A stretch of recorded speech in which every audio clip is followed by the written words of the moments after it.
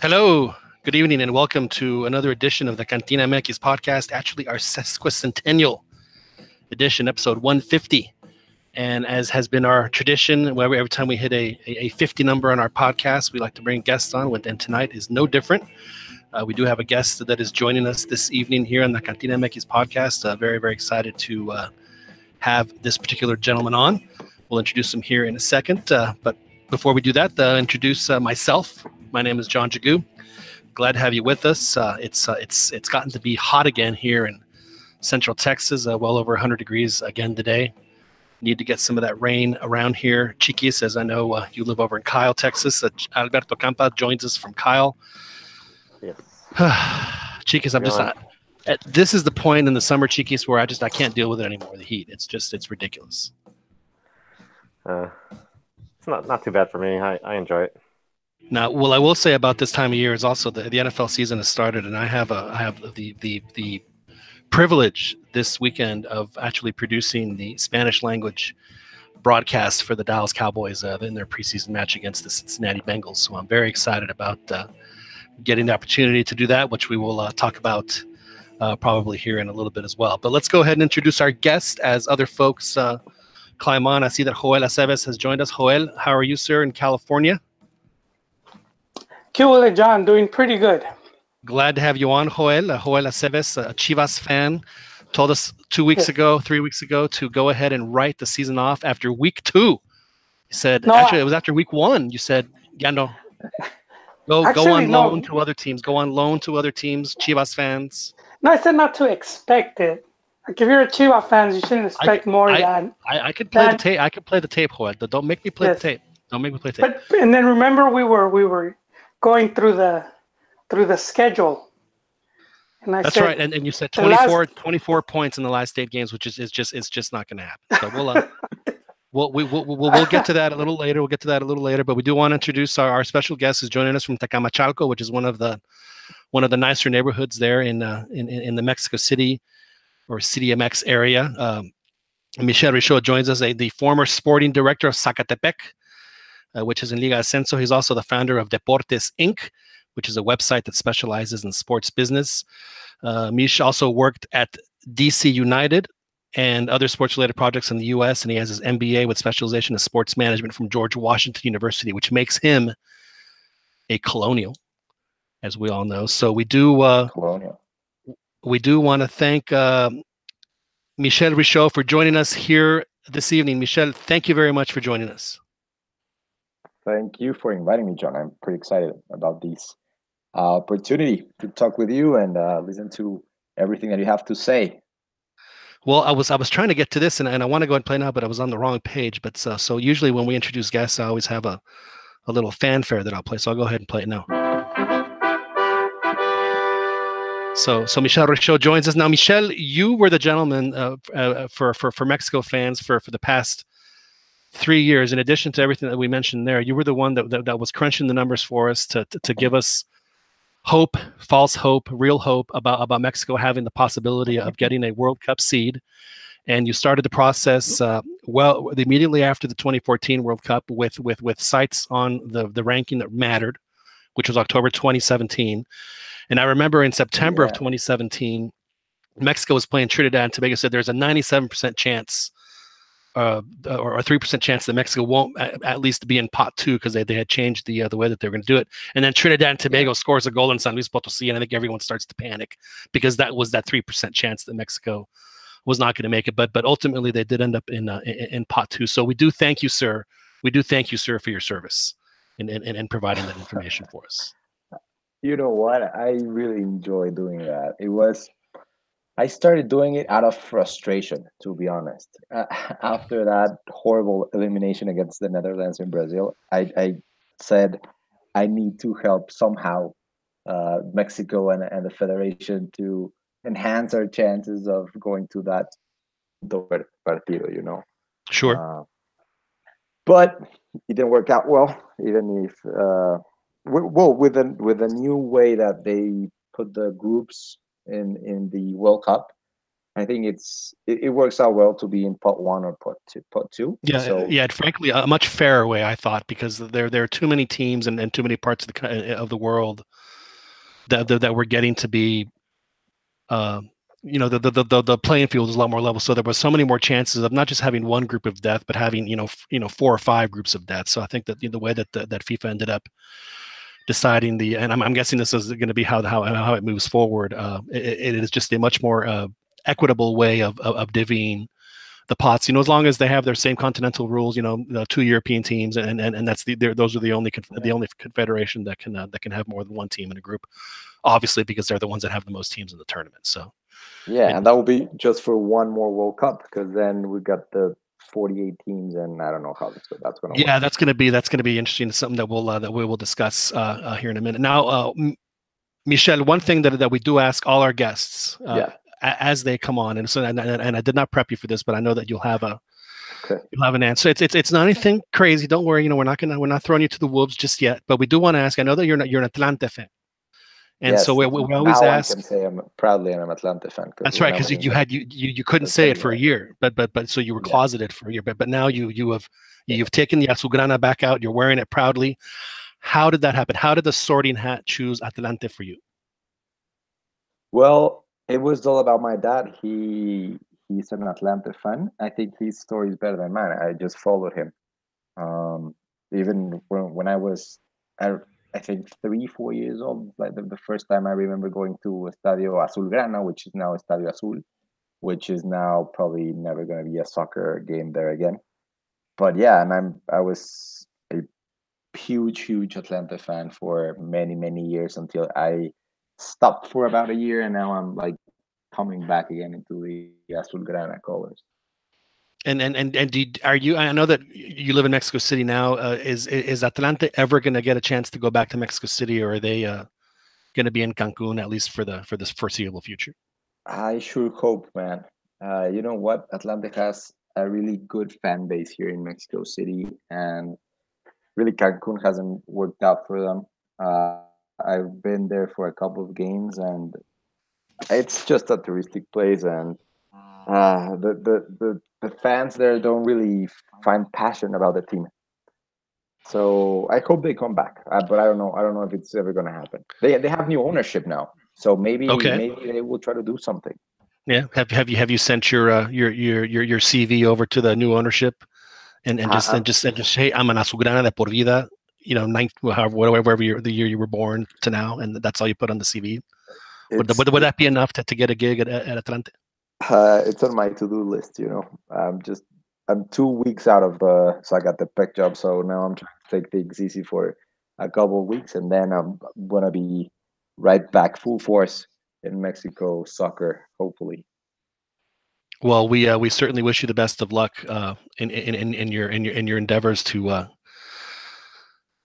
find a spot for you in somewhere in Liga MX or in the Federación or in Ascenso or wherever it is that you may be. I know that that's something that is very dear to you, and it's something we want to talk about tonight. One of the reasons why we brought you on, especially considering just some of the crazy things that have happened this week. I know that one of the things that you're very passionate about is trying to figure out a way to help professionalize the world, not just of soccer, but the world of sport in Mexico. And what do you see, Michel, as the most important step in order for Mexico to start heading in that direction? Well, I think, speaking strictly about soccer, I think the federation has already started doing good things. I know it's pretty easy to just say that they're messing everything up, and now we have all these things talked about in Veracruz, and then we probably have something bad talking about in another team. But I know the federation has done some good stuff, and I think this transition with John Del Rizzo is going to be great, because he's a prepared man. He's assembled a good group of people that are really looking forward to professionalizing the sport, but they're like these side projects that they're doing that are a little bit behind cameras, working with even the government and others, like side projects. And I think that's pretty good for the sport in general.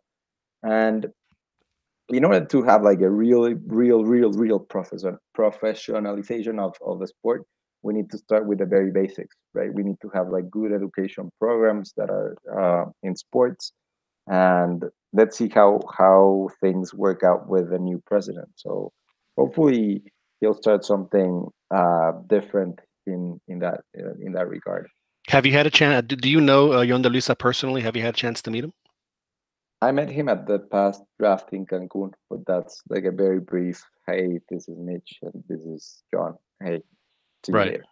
Not a real conversation, but yeah, I mean, I met him.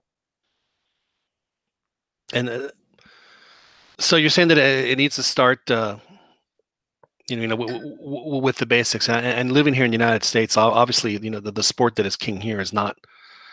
It's not soccer. It's certainly not baseball anymore. It's football. It's American football. And one of the things that we've talked about on this show is that one of the reasons why football is so popular here is that yes, they have their Pop Warner leagues, but the reality is that the government subsidizes American They football subsidize, yeah, with stadiums, right? heavily. Yeah. Well, it's not just the stadiums. I mean, it's the the stadiums and the coach's salary. I mean, every team every year gets, they get equipment, and top-notch equipment, relatively quickly. It's, as far as athletic budgets for school districts, football, and I'm talking at the intermediate and high school level, football is 90% of the budget, and then the other sports get to divvy up the scraps. Yeah. But that doesn't seem to be the case in Mexico. There's not the government doesn't necessarily subsidize the sport as much. I'm not saying as much as they could, but as much as it could be possible in order for what you're saying to start with the professionalization to. Yeah, but you know what? I'm happen. gonna take something back. I think, Okay. even though that's important, I think the most important thing is to have people that really want this to happen and get them prepared, get them to study, get them to travel to the US or to Canada or to Europe or any other country where they are like really professionalized, so they can see how things are going and then try and bring that back to Mexico. Because I was there in the States for a couple of years doing my MBA and working with DC United, and you can see how like huge sports is in every area, even in a smallish team as DC United. There's a lot of people working there, and you come back here in Mexico and Zacatepec, we had very little amount of people working there because it's just a different culture, and the team and the owners and everyone needs to realize that in order to make the sport in general better, they need to invest, and it will only happen when enough people really try to make this happen in Mexico. Well, I certainly don't want to hog Michel for all the questions, so I'll throw it out to the panel. Joel, I know that you've been wanting to ask Michel a couple of questions about relationships that he does have. Is there anything particularly, Joel, that you want to ask Michel? Yes, were you at Zacatepec when Higuera took over? Yes. And I mean, how was it working with him? He seems to get a lot of attention lately. Well, yeah, I'll try to be really smart about my answers here. So Zacatepec, before it was Club Atlético Zacatepec, which is the current team in Zacatepec, they were Coras of Tepic, and that team started in 2014. And then in May 2017, they moved the franchise to Zacatepec. So they were there they've been working together, like the same directiva, for the 3 years before I got there. And then I was invited by Michel Leaño, who is now the coach for Necaxa, and then he got me the interview with Higuera, and it worked well. I mean, he's a guy that likes the attention, I guess. He has a lot of power with Chivas. He behind the scenes he does a lot of things with Zacatepec. Maybe he isn't as public with Zacatepec. But yeah, I mean, it was super interesting. There were a lot of good things, a lot of bad things. I learned a lot working close to Jose Luis.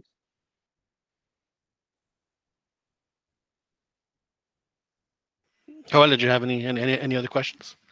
Because I do want to talk about your experience at Zacatepec, if you don't mind, Joel. And just on a personal note, we were, we've talked about you in Zacatepec, and me selfishly, I was like, man, maybe Michel can one day invite us to go down to Zacatepec and we can stay in Tequesquitengo at a nice Yeah, house on the lake and go water skiing, because the water's nice and warm there. But obviously, everything's warm in there. that is very true. That is very true.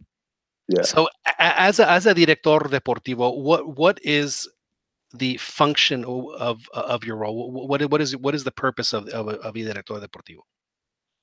I think the main purpose is to be the link between the coaching staff and the rest of the directiva, and also serve as a link with the players and the directiva. I think that's the main, like the everyday role, right?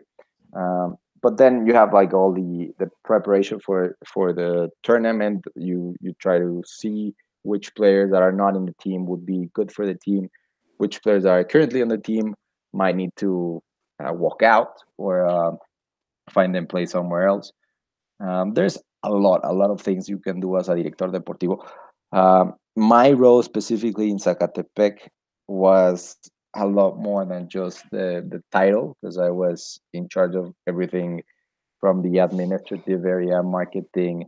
I'm not a lawyer, and I was practically the main guy that checked on contracts and things like that. But it was that's why it was super interesting, because I was able to really touch every area of the team. And the by far the most interesting, the most fun was the sporting side, the real director deportivo thing, right?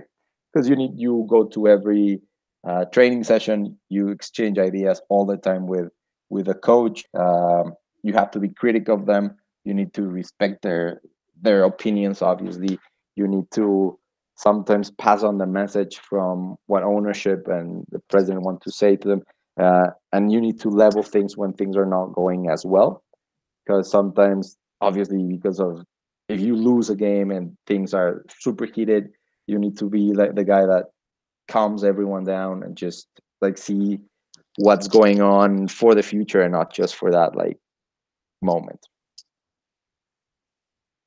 Well, I asked you what your function was, and you listed like 18 different roles. Yeah, I know. There at Zacatepec. So you were, we have to call you el pulpo, Richaud, because you had all the hands going everywhere with everything that you had to do, juggling a lot of balls.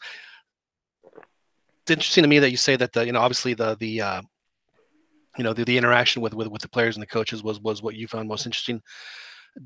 So would the coach then task you of I need you to find me players that have these certain characteristics, and would you have to go watch tape of other teams, or maybe even go to did you have the time to go to another game to go see if you could find some of these guys, or how would you go about that? I think that would have been ideal. Like that's what a director deportivo is supposed to do. Unfortunately, with all the things that I was tasked to do, I couldn't do as much of the deportivo Right. thing. Zacatepec, unfortunately, doesn't have like an under 20 and under 17 team playing on a competitive basis against other teams, as they do in Liga MX, because in Ascenso you can have your under 20, under 17 teams, but you need to find them league to play, because you're not going to play against the like in the same schedule as it happens in Liga MX. So I watched a ton of video of a lot of foreign players, about some Mexican players that might be good for the team.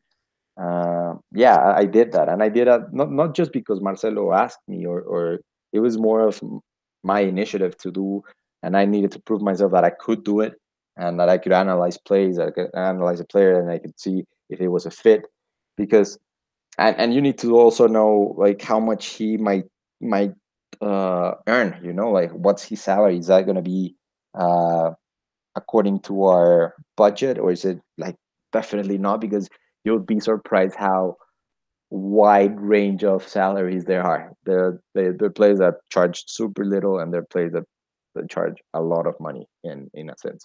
So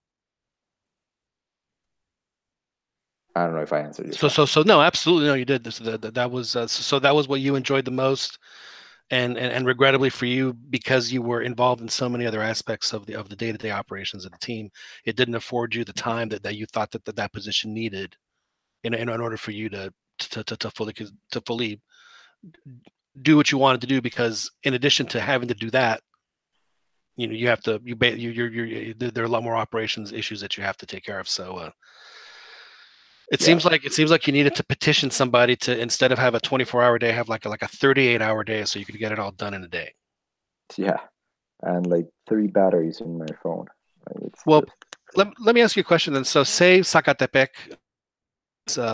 promotion and their Liga MX, does Liga MX award a purse for teams that come in so that they can, kind of like the way that that happens in the Premier League with the television contracts and that, where they have this massive injection of cash funds to help them, No, ramp up? It does not.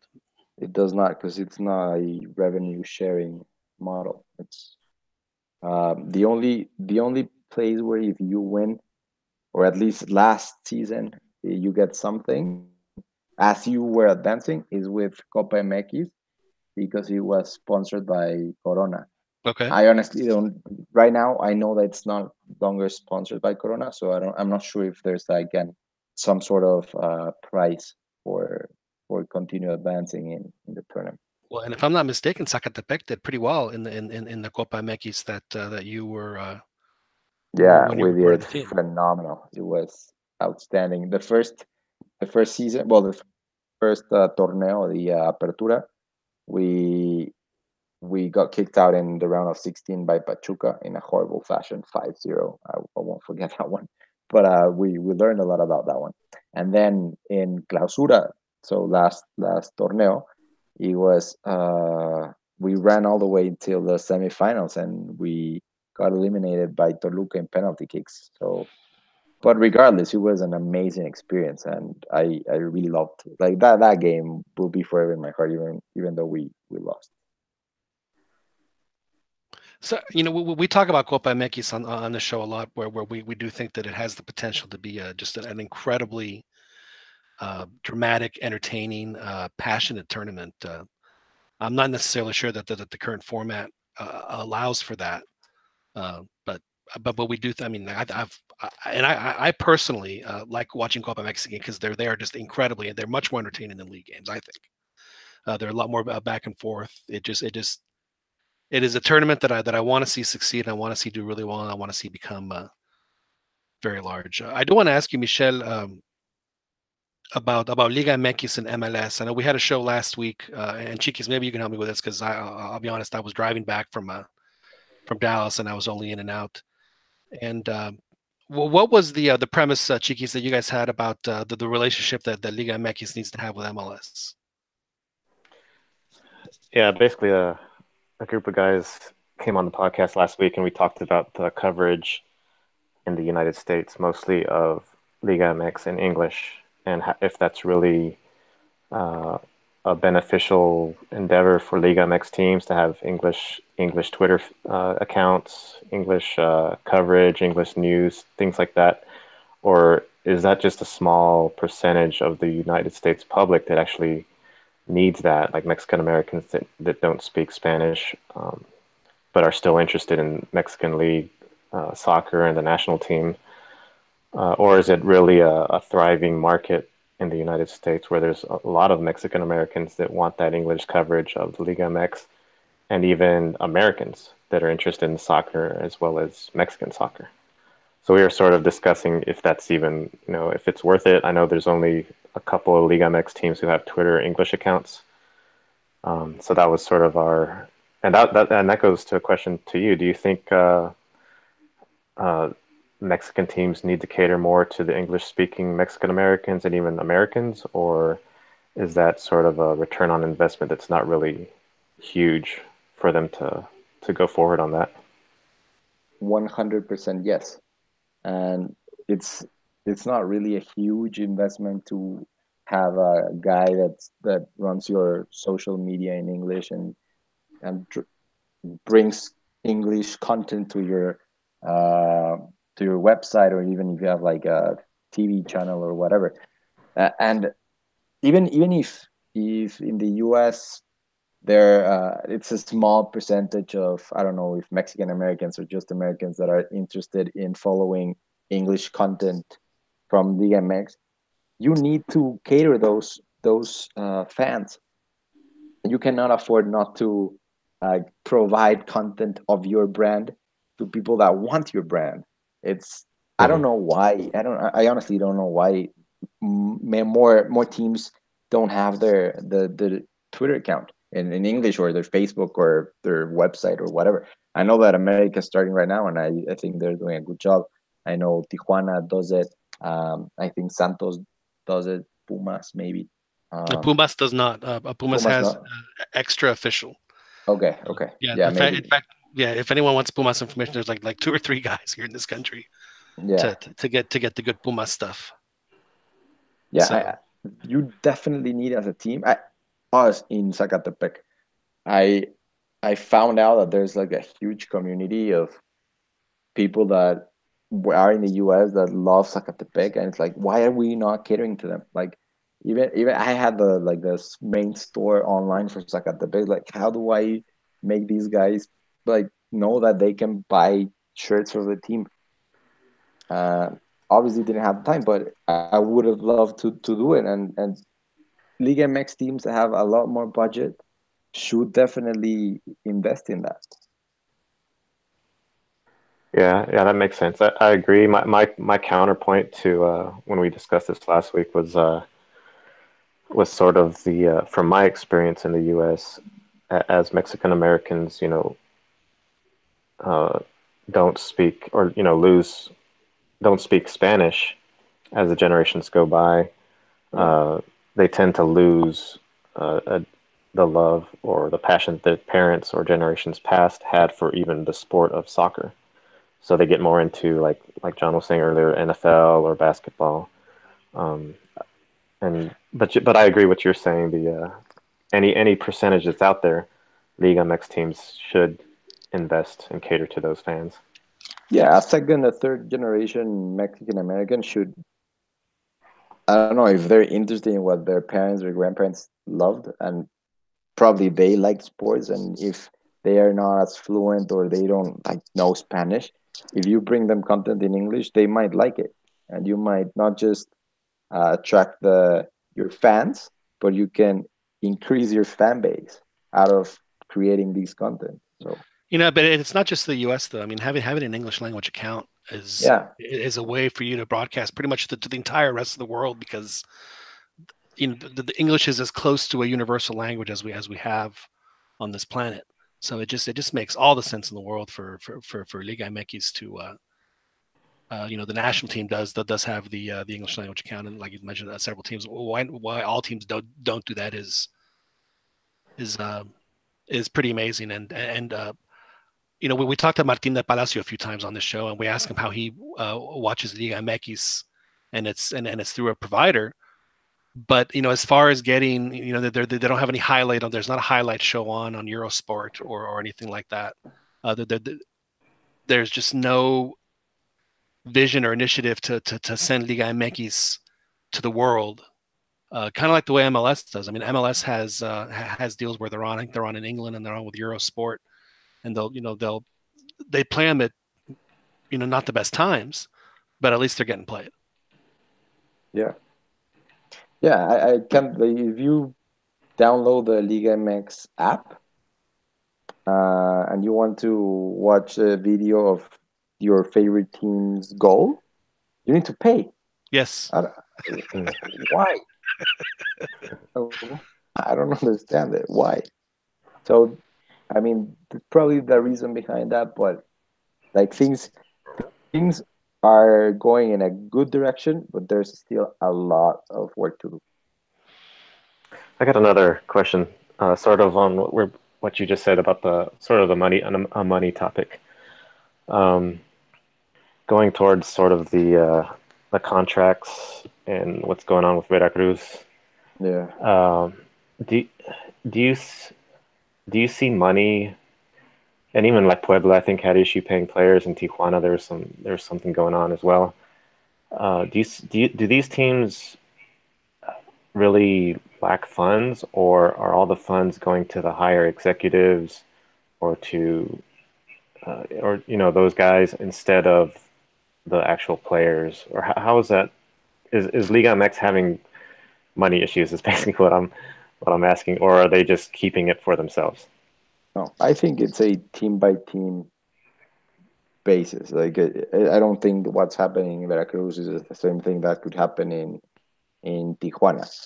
I don't know where the money goes. You're supposed to, if you're a professional team, you're supposed to have a budget, and you plan your semester or your year according to that budget, and you know how much your players are gonna earn because you're signing a contracts with them. So there is no excuse to not pay them when the month finishes or the quincena arrives or whenever they're paying them. So yes, I think there's a big problem with ownership in some teams. I think the Liga needs to tighten up things. We cannot have Fidel Curi's running teams, uh, and it's a matter of time, a matter of keep persisting.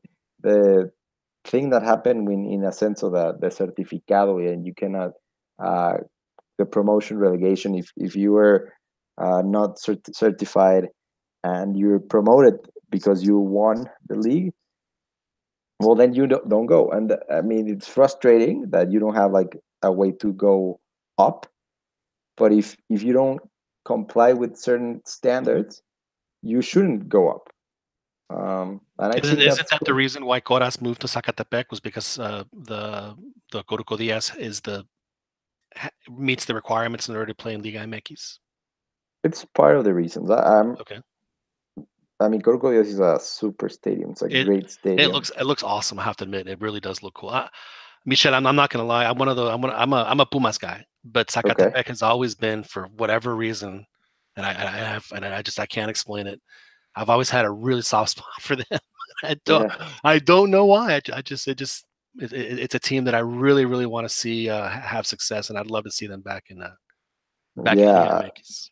I really wish the best of success for the players and the coaches over there. I wish that they have a great season, and hopefully, yeah, I left things ready for them to get promoted. So if they win, they can go up.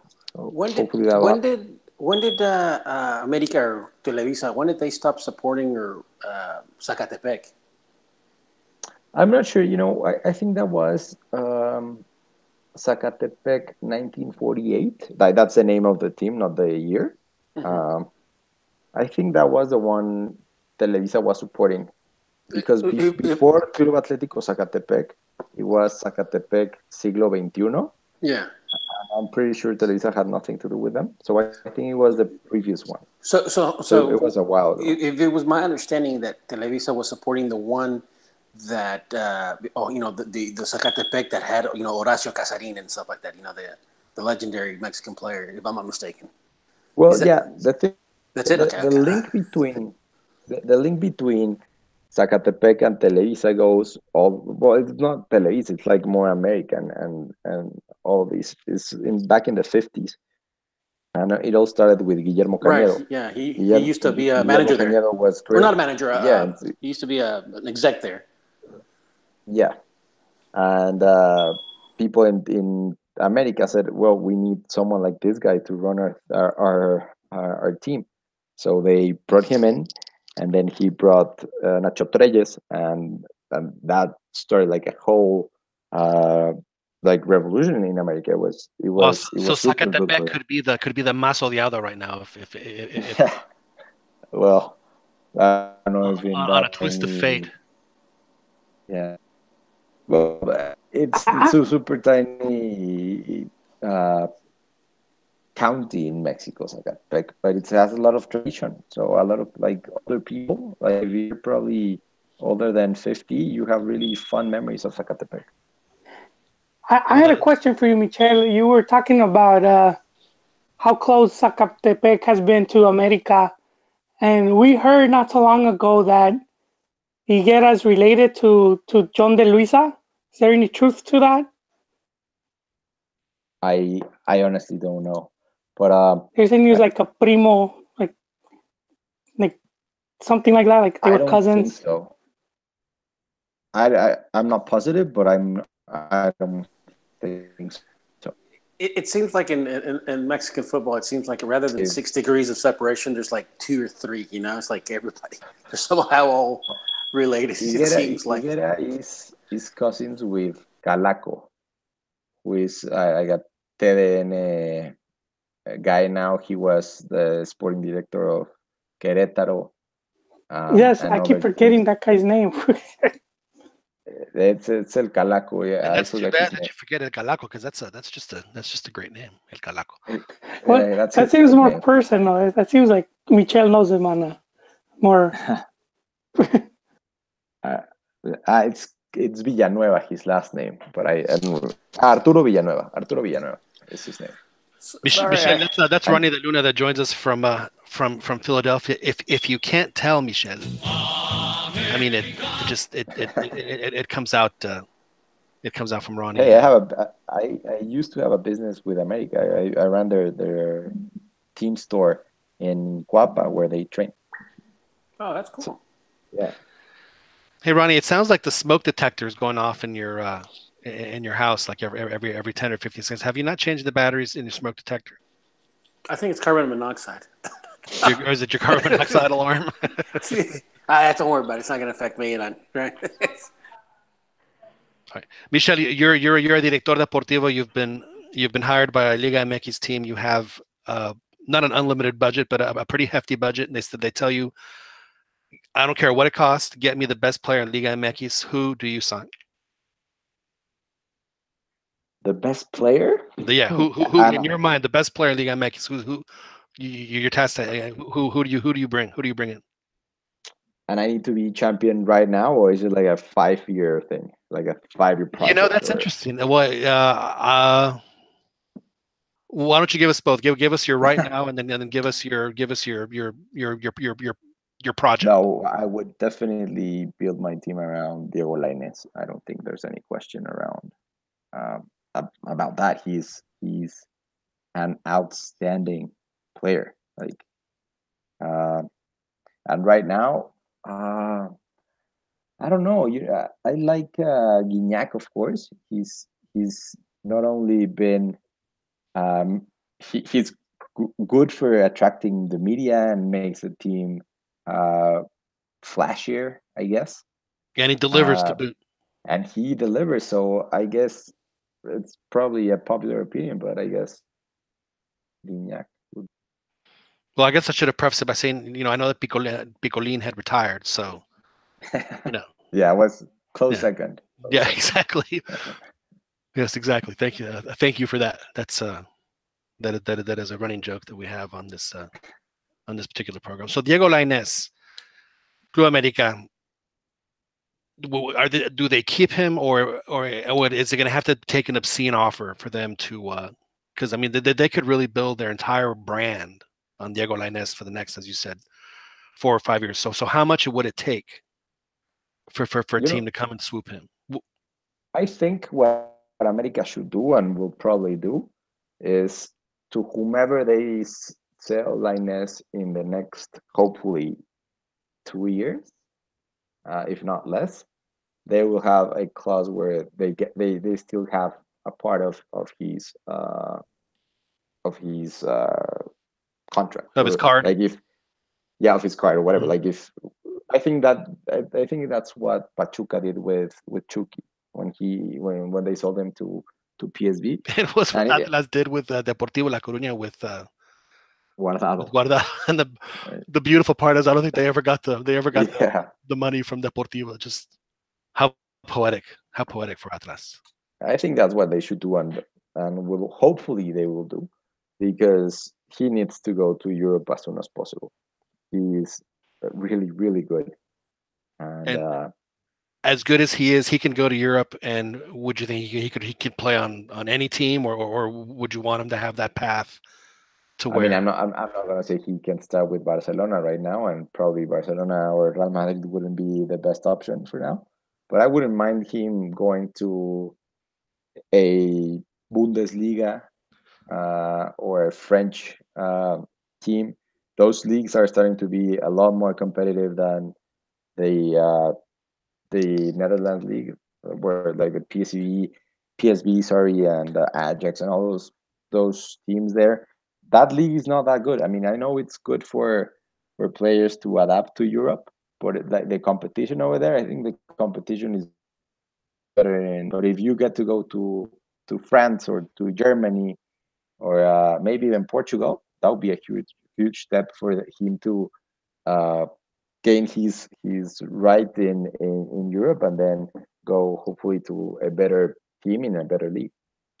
I'm a big fan of the Bundesliga because, as you pointed out, every game is competitive. Yes, they have Bayern, and but but Yeah, but I mean, there's really not that much of a difference between teams. I mean, 7 and about 16. So it's like Liga MX. They're just very competitive games, and anybody can beat anybody. And because of that, they're very just. I just like the style of the Bundesliga. I think it's a really fun league to watch. It would be a great place for for players to see what they're made of yeah, if they're going to make that and jump. we have enough evidence to know that Mexicans can succeed over there. So yeah, why not?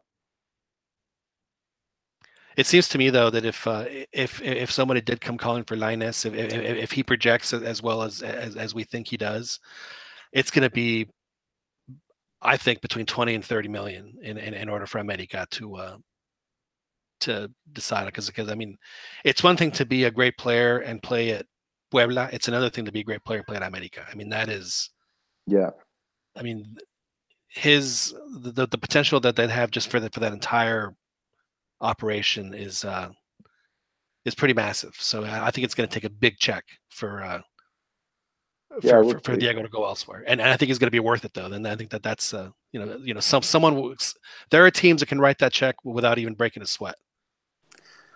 I just think it's going to be tougher for Linus to leave because I mean, unfortunately, we don't. Mexico's not going to play in next year's edition of Copa America because Mexico's not even going, and that would have been a nice little springboard to go to Europe. And unfortunately, we're not.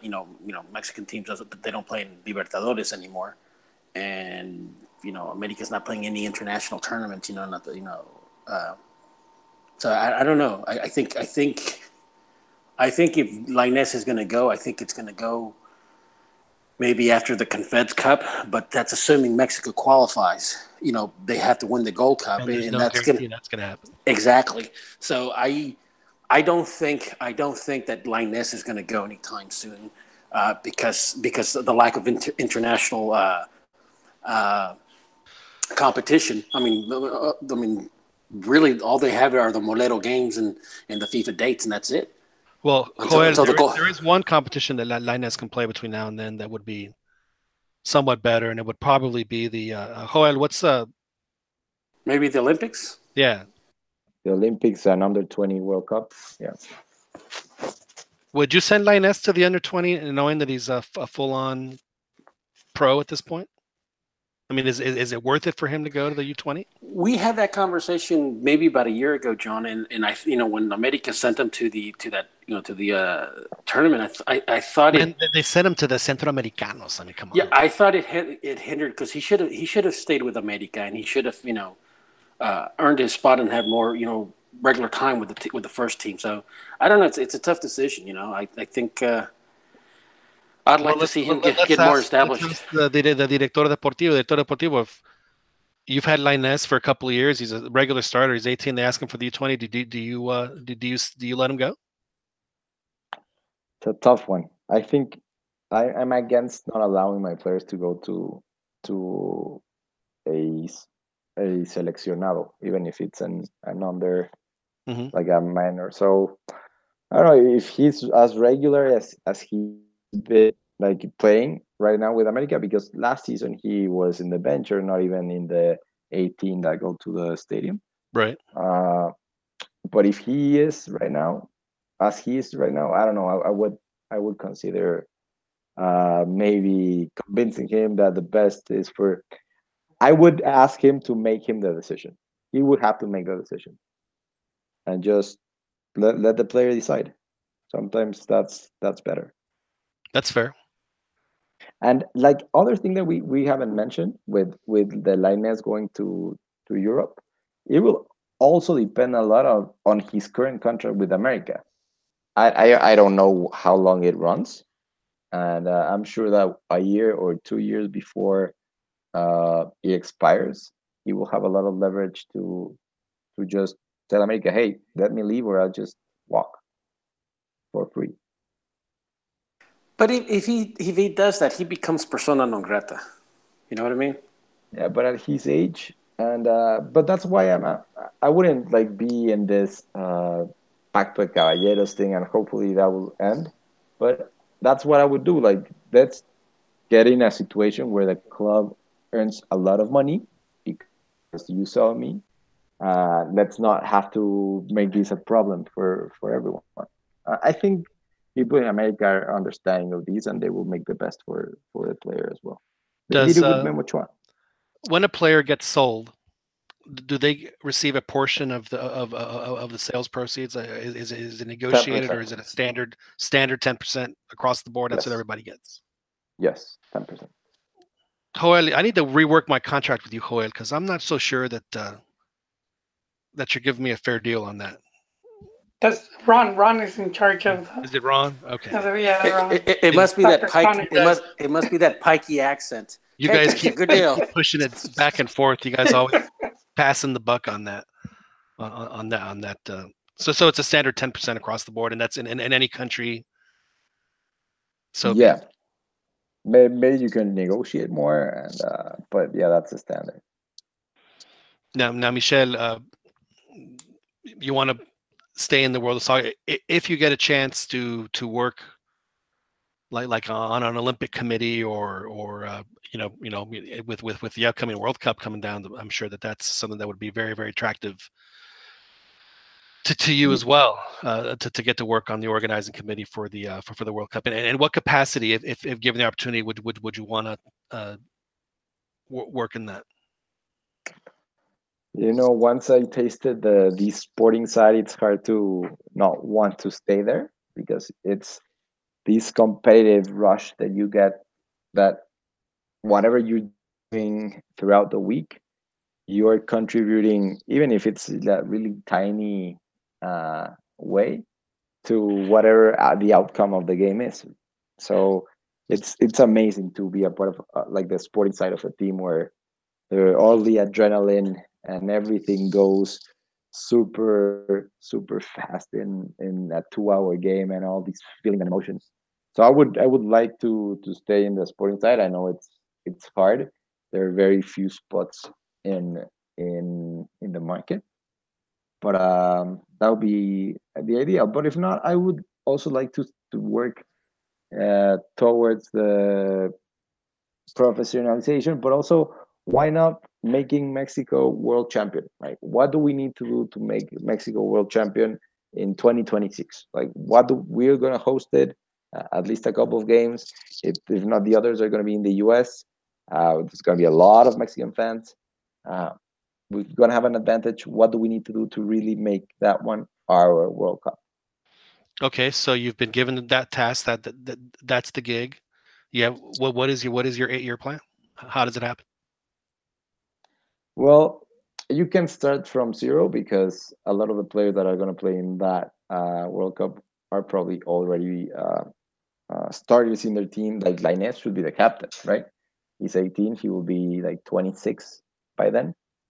Other players that are like 20, 21, 22, they already debuted and they're going to be like 29, 30.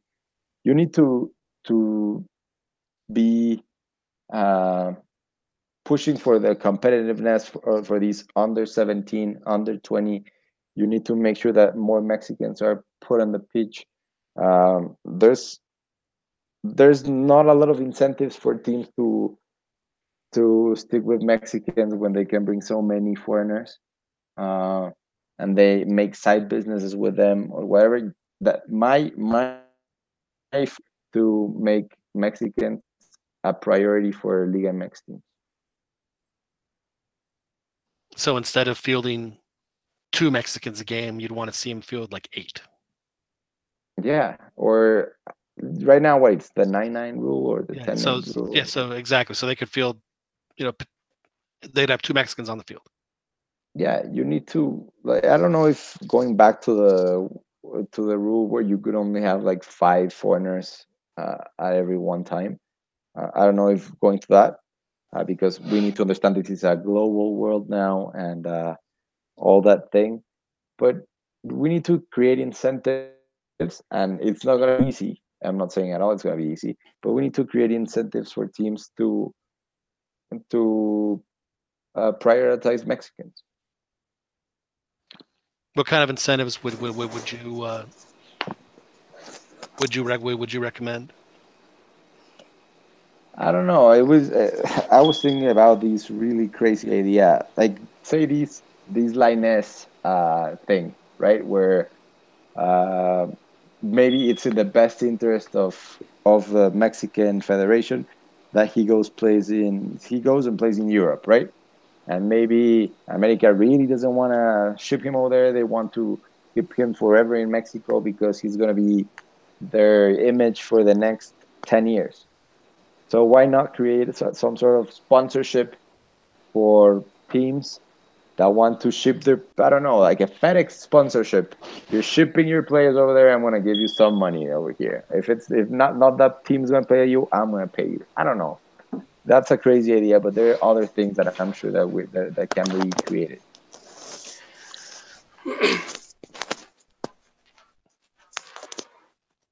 Does Liga MX have a future in South America at all, or is that boat sunk? I don't think it's sunk. I know that there's a lot of logistical issues with that. It's not the same to travel, I don't know, up to 5 hours in train for Champions League than the 10 or 12 that gets you from Mexico City to Buenos Aires. Now, Ron, I don't mean to interrupt, Michel. Ron, tell us again about that grueling trip that America had in the Copa Libertadores, where they had to go all the way to Morelia. Oh, no, it's. I think it was during the 2002 Copa Libertadores edition where they basically had to play like 5 games in an 8-day, 9 span. And 4 of them were in Mexico. Yeah, the grueling travel that Club America had in that Copa Libertadores. But hey, but playing 5 games in like a span of 9 days, dude, it's tough, dude. It is. Please. So the travel is hard because it's a 12, 13-hour trip, which then makes what we can, well, at least some of us on the show, me included, our dream tournament like a Pan American Champions League. Incredibly difficult in order to play it out, just because of the fact that if Vancouver wins MLS and they have to go to Buenos Aires to play River Plate,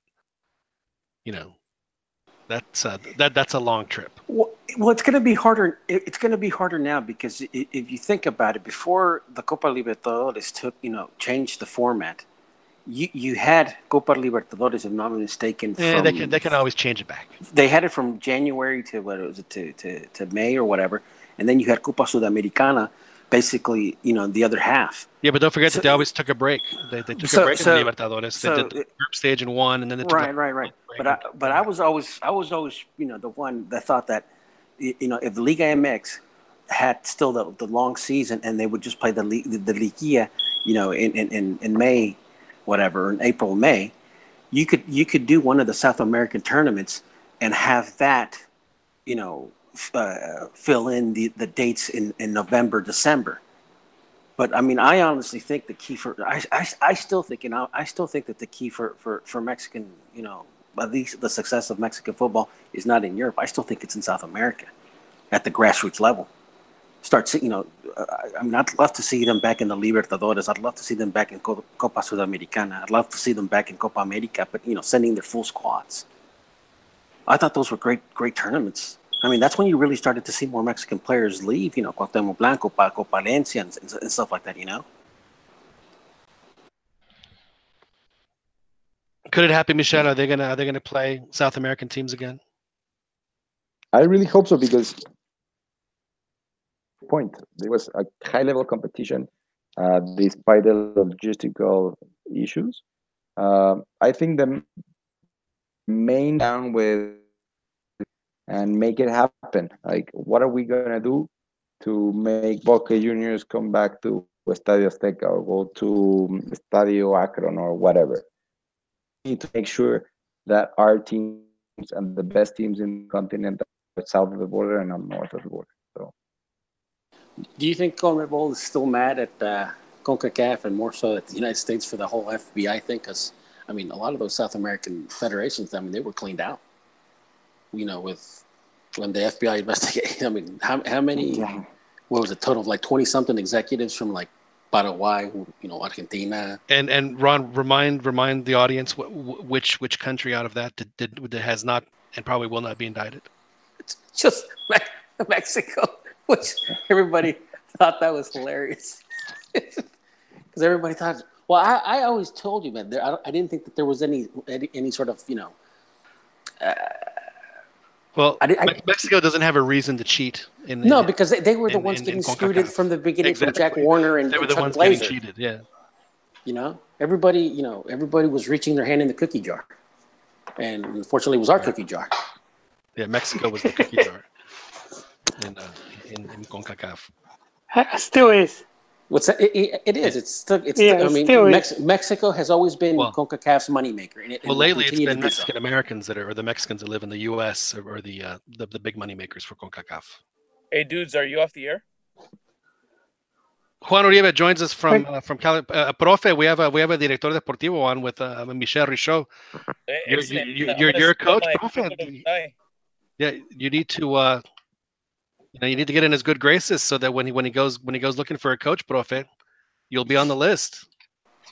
El Profe Cambiarrayas, he has his promotor Lara. Or who's your promoter?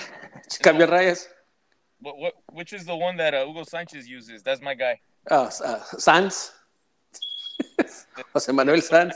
So Michel, we have Juan Uribe, who is a big Chivas fan, but in his capacity as a coach, went down to Pachuca and with a player for a tryout, and was there. Were you there for a week, Profe? And he was converted to a Pachuca fan, which is why we call him El Profe Cambiarrayas. I wasn't converted. I was just blown away by their facilities. I thought it was a good setup, good organization, infrastructure-wise. I was impressed, I'll be honest. Is that the most impressive facility right now in Mexico, Michel, or do others still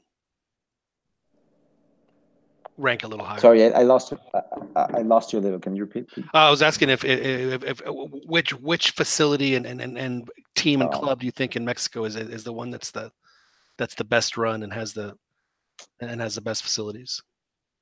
But I know I loved Pachuca. Like the whole stadium and what they have there is amazing. Necaxa has amazing facilities. I think those Monterrey has new facilities that are also super nice. Really nice. Have you had a chance to watch a game at the new stadium? Monterrey, yes. Summer or winter? It was almost a year ago. It was in September. It was a Copa MX against Pumas, actually, because we played the following day against Tigres. So we went that day. I think Monterrey won 2-0. So it wasn't blazing hot? No, it was a night game, so it wasn't super hot. Okay. So is it nice the new Monterrey stadium? Is that Well, but I think that's true, that they made it super hot so they can sell more beers. Smart marketing, my man. That hey, I never thought about that. That's pretty No, I smart. think it's true. Yeah. I have a question. And this is, since you've been on the administrative side of the club, um, Yeah. I've always wondered why like, for example, there's a lot of the football teams now are basically the equivalent of S corporations, SAA de CB, right? So they should have, like in the Bolsa de Valores de Mexico, whatever, or the SEC filings and stuff like that. You're able to see basically the financials of a company. I've always wondered, Yeah. because I've tried to look for it. I've always tried to, like Modelo and stuff like that. I've always tried to see the actual, try to see the financials of a club. Why is it that you can't find them, or where can you find them, or do they just not, you know? No, I don't think you're gonna get the details Uh-huh. of I don't know, if America in Televisa maybe, or back in the day Santos with Modelo. But I tried looking. I tried looking at Televisa. I tried looking at FEMSA. I tried looking at at the Modelo. They weren't they weren't redacted where they were on. They were just big black line and the. No, it Okay. wasn't like that. But Okay. I've always wondered, because it seems like, in every major, league in the world, you're able to find the numbers of a club, and it seems like it's like, yeah, why is that still such a big secret in Mexico? I mean, we all know that they make money, or at least that's the impression. well, I'm not just all of the teams will make money. I don't know. It's pretty secretive. Before I left Zacatepec, we started like an annual report, and I publish it or not.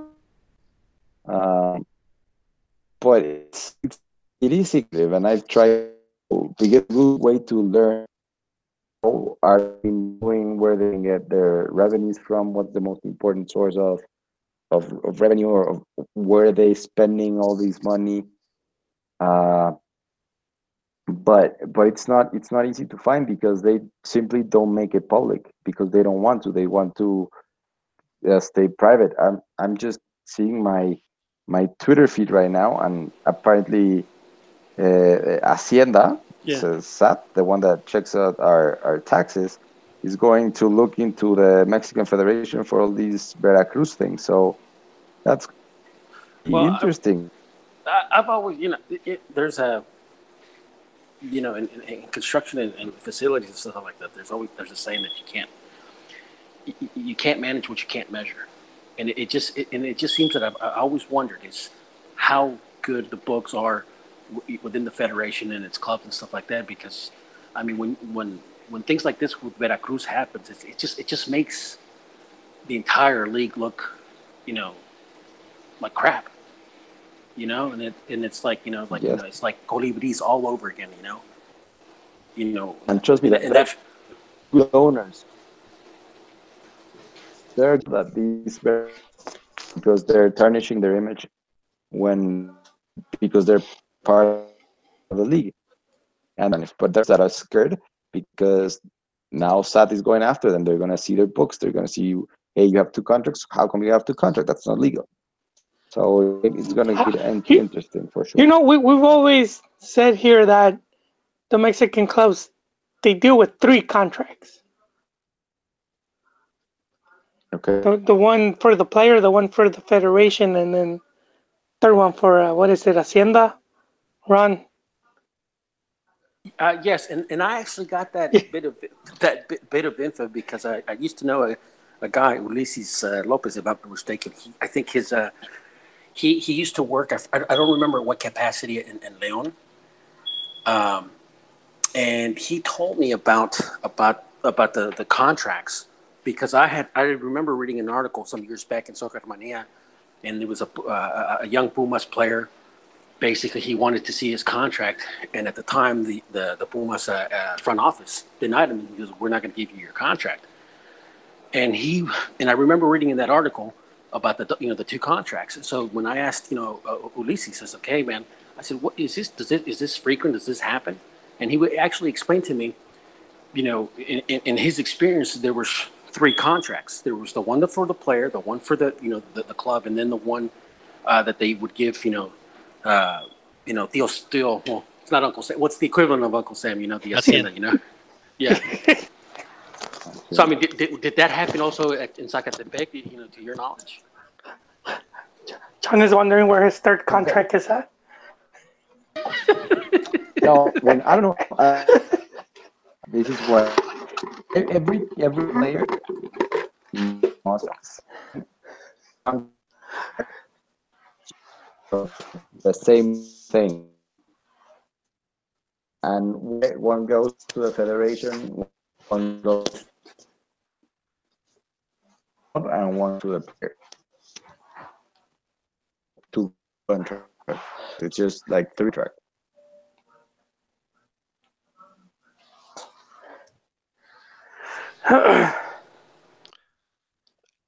I think you were breaking up there, Michel. I don't know if we got. Oh, yeah. Sorry about that.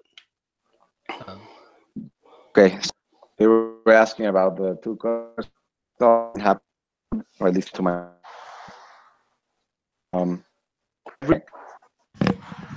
has to sign like 3 copies of contract.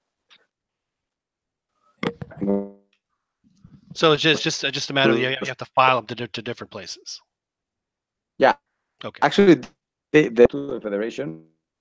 The federation stamps them, and then they bring and they keep one for their archives. Right. Michel, I know we said that we'd keep you for an hour, and we're a little over that. Is there anything else that you want to share with us before we? Well, actually, I do want to have a very a Chilango question, if you don't mind. Is Tecama Charlie still open? Closed it. Yeah. I think they closed. Ah. Yeah. That is.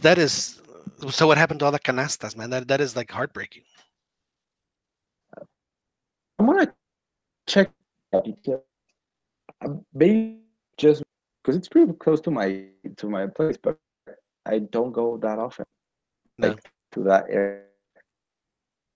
I used to go to Tecama Charlie because I was a kid, so not that they serve adult food, because that's where we had our 20th reunion. I went to Green Gates, which was up in San Mateo, and we had our 20th reunion, like I guess it was 10 years ago.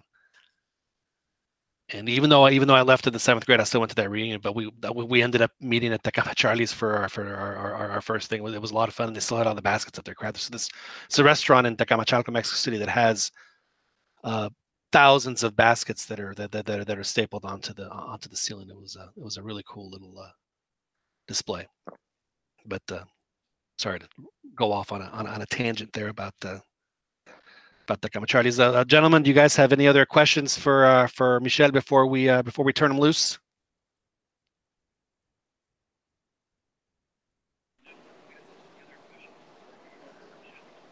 Profe, now's your chance, man. You can ask a director deportivo what he looks for in a coach.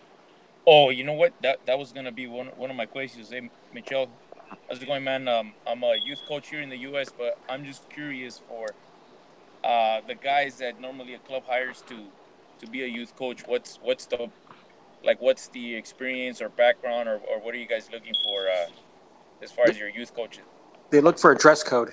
They want it to look like they're going to a club. Real.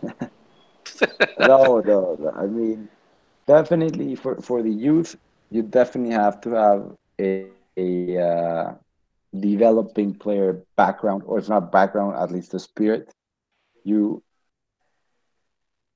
of those teams like the under to win, but it's not the most important thing.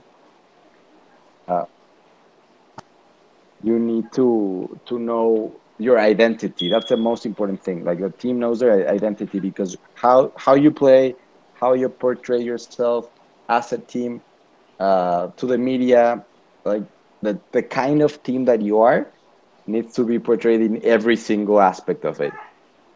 And you're developing players that are probably going to go to your first team, and you need them to be playing the way the first team plays. And the first team plays in a certain way, no matter who's a coach. At least that's in my perspective. Like, That's how Now, Barcelona does it, and that's if you're a youth coach, you need to be a developer. Like you need to adapt. I think is you that you're there to develop players. The under 20 so would you championship. for if you were the sporting director, would you go for a La Puentista or a La Volpista? I'm more of a La Volpista for my Atlante. Uh-huh. Uh, Oh, that's right. That's right. John said that you were Atlantis. Yeah. Yeah. yeah. But technically, you should be a Vucetechista because I mean, Vucetich actually is the one that built that team. Yeah. Before La Volpe took over, I think Vucetich. I think, if I'm not mistaken, he had those teams in the who was it? Nessa. No, I forget the team, but he basically had a lot of those players in La Volpe. If I'm not mistaken, he took the credit. Are you trashing our guest's team? No. All right. Good Lord. My spirit. No, but they did play very well back in the day. Spirit. Yeah, I got another question for Michel. Yeah. Hey, Michel, and then how do you evaluate your youth coaches? Like, let's say, how do you make a decision to release a coach or to keep him on, renew his contract as far as your youth coaches? I think you have to see the pros. Are your players really in sync with what the first coach, the first team wants? Because say you're in each of the first team, and you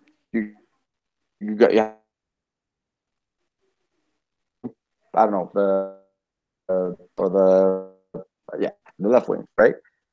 You're not gonna send the best player to play left wing. You're gonna play the left winger from the 20 and the knows the basic how the team plays, and you see those things being coached in the youth teams, right? So it's the little details because, as I mentioned, it's not as important, or at least in my point of view, the results of if you're winning or losing. It's are you developing the kind of players that the team needs? So it would be are you developing players with the potential to be in my team? Yes or no. If you're not doing it right, then you're not supposed to be here. Michel, you said earlier that you see Mexico having a huge opportunity in the 2026 World Cup because of the advantages that they have. So you have an 8-year plan. You would have an 8-year plan in place. Who is your 8-year plan guy? Who do you hire for your 8-year plan? As my coach? Yep. I don't know if it's as a like right now.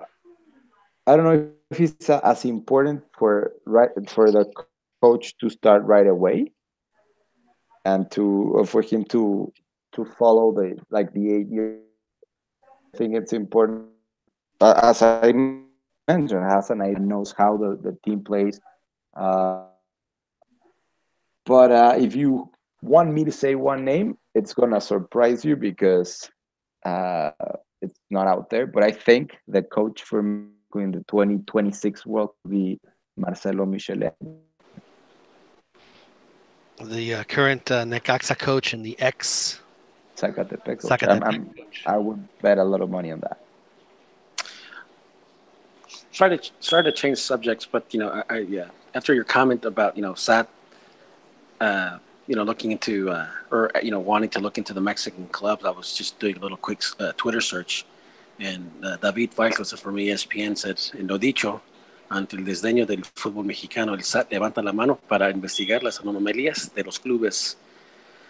And like clockwork, the responses are, el que levantó la mano fue el paladín sultán y el emperador de Morelos, Cuauhtémoc Negro. Levantó la mano, cerró su puño y te metió un santo vergazo en todo el hocico. Sorry. Oh, God. I'm sorry, man. Those are hilarious. I still find those hilarious. Like 2-3 years after the fact, I still read these things. Sorry about it. So there you go. So so el año in 2026. So if that's the case, who would you name then in 2022? I don't know. I'm really having a hard time, man. I'm really having a hard time knowing because I would like Tuca, to be honest. Uh, for right now as a bridge for 2026, because in the Liga MX, I don't see right now who will it be. I don't know if Miguel Herrera is the guy. I wouldn't like Almeida. Um, so maybe I don't know. Juan Carlos Osorio came out of nowhere, and I really like the guy. If they can find someone like that for the next 4 years, and then bring another guy for like a continuing project, it's important that whoever leads the team for the 2026 World Cup knows how the team is being developed, like everything about every player starting now. So, would you want then your coach for 2026 to be an assistant in 2022, and then just take If over? not an assistant, someone that is working or is being informed, is like really in sync with what's going on right now. So they don't necessarily have to be part of the process as long as they're up to speed with everything that's happening. Yeah. Okay. That's interesting. Well, Michel, we do appreciate you coming on and joining us here on our episode 150. It was very informative and very entertaining. So I do want to thank you for joining us, and of course you're welcome to come back anytime you want. So we do thank you. And actually, I do have one last question, if you don't mind, before you go. I know that you said that Cancun is not hasn't really been a good fit with Atlante. Does Cancun have whether Atlanta is there or not? Does Cancun have a viable future in Liga MX? Because it seems to me like that would be a city that Liga MX would want to have a team in. Well, there's a lot of money in Cancun. It's you need another stadium because There's a that lot of stadium hotels in is, Cancun too. yeah, that stadium is not good. It's a horrible stadium. So maybe you need something to attract the fans to go, because if you want fans to go to your stadium, you need to attract them by offering quality things. And right now, what they're being offered is not quality. Um, and there's a fan base. Yes, Cancun has a lot of a big population, and they are still, even though there's a lot of Americans spring breaking and whatever, there's a lot of Mexicans that enjoy soccer. So yeah, I think it has the potential to be good, but things need to change drastically. Okay.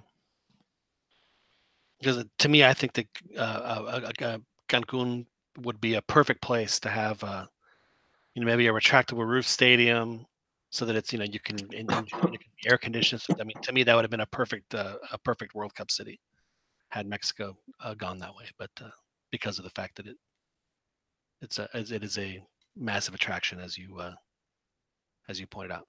Michel, thank you so much for Yep. joining us again, and good luck to you in your future endeavors. And I hope that Atlante can make it back into Liga MX. Uh, uh, hope the hard way, earning it on the field, and we will. Yeah, I'll tell you, we will have you if we don't have you back on before then. We will have you back on for you to celebrate Atlante's rebirth in Liga great. MX. Thank you. I really enjoy this hour or so, and thank you for inviting me. I will be back anytime you ask me Well, to. thank you very much So for joining us. Thanks, Michel. Michel. yeah, thank you. Bye bye. Bye bye. Well, that was Michel Richaud joining us here on the CantinaMX podcast, and we do thank him for coming on, joining us from Mexico City, there in the Camachalco neighborhood, which it was very close to where I grew up. I grew up in Lomas Hipódromo, which was like about a 5-minute drive to Tecamachalco. If y'all are familiar with Mexico City, Avenida de las Fuentes is probably the main drag. It's also very close to the Hipódromo and the military base there in Mexico City. Well, gentlemen, that was a very good helping of kind of the behind the scenes look at a Liga MX team. And to me, Joel, Ron, the fact that Liga MX does not give teams that come up from Ascenso, that they don't give them a purse, a reward for coming up. That is that's tough. That makes it really tough for them to compete. Yeah, I wonder how they work that out. Since I'm pretty sure with the other leagues has to do with like TV contracts.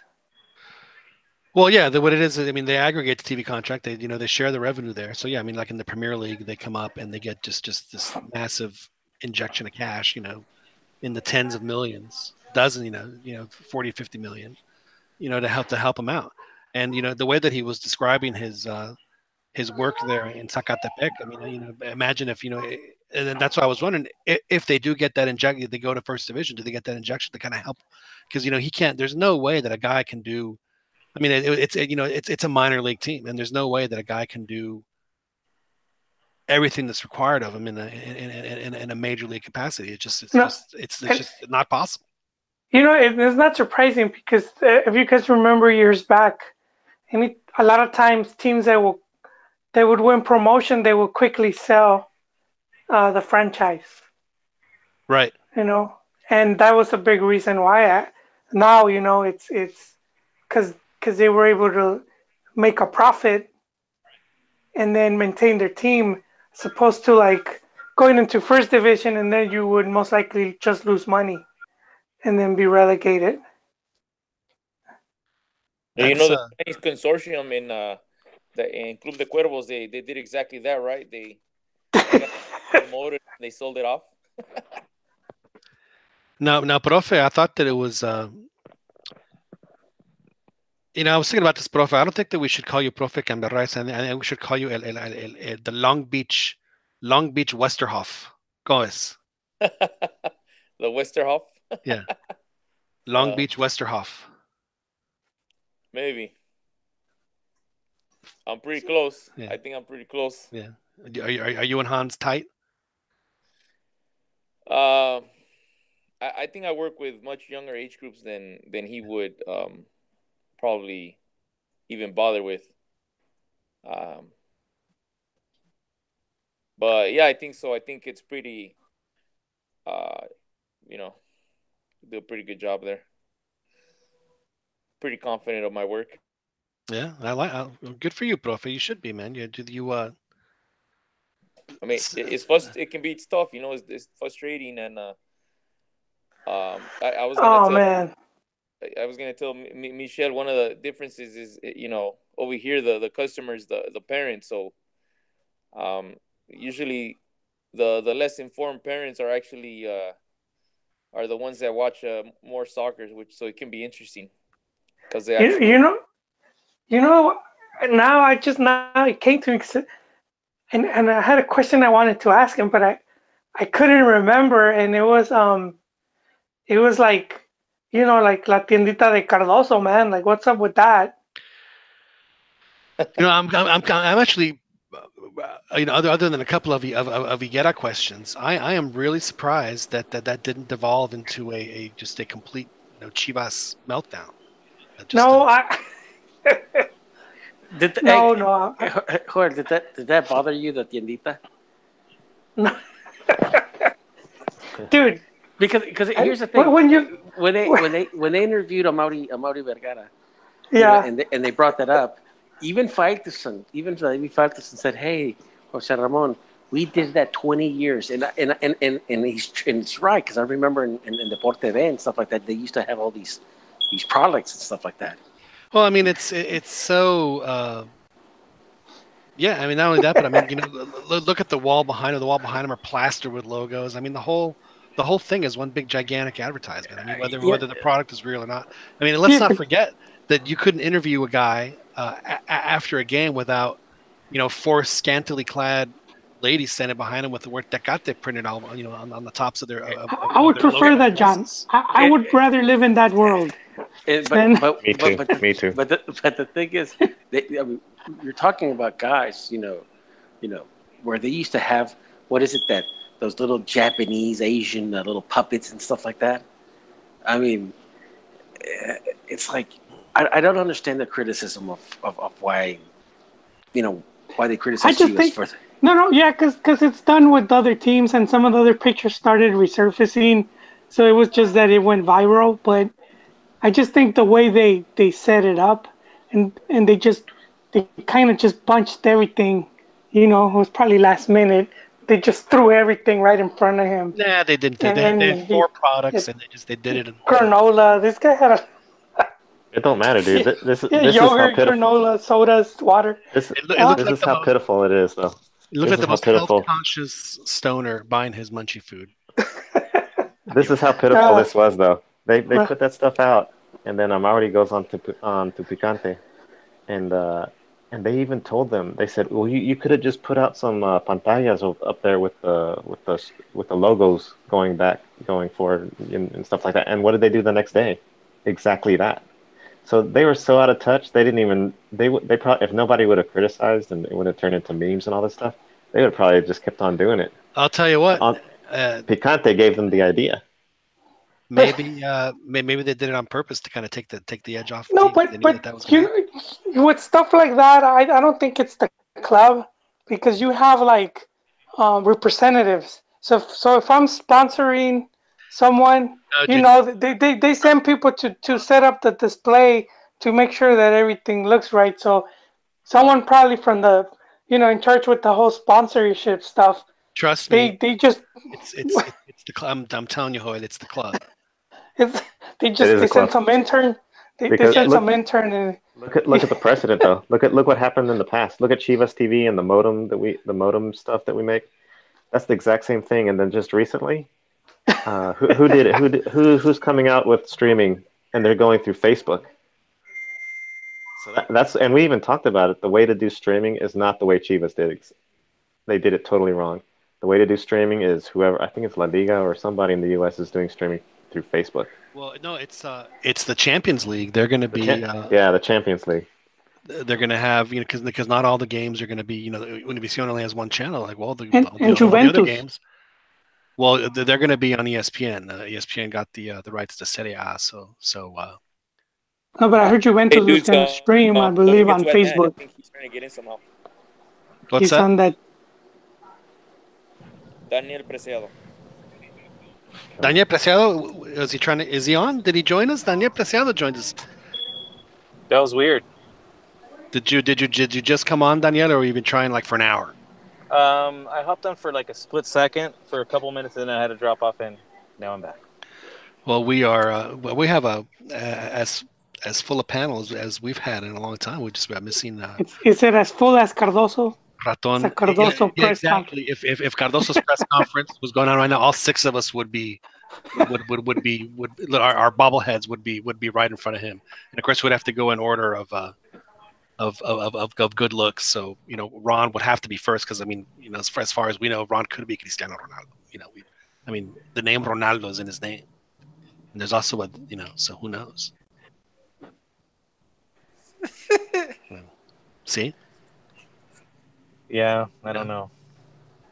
I might be. I'm a little skeptical. Are you? I think you're the best looking out of the bunch, John. Oh, stop it. So you're probably right. No, I'm just kidding.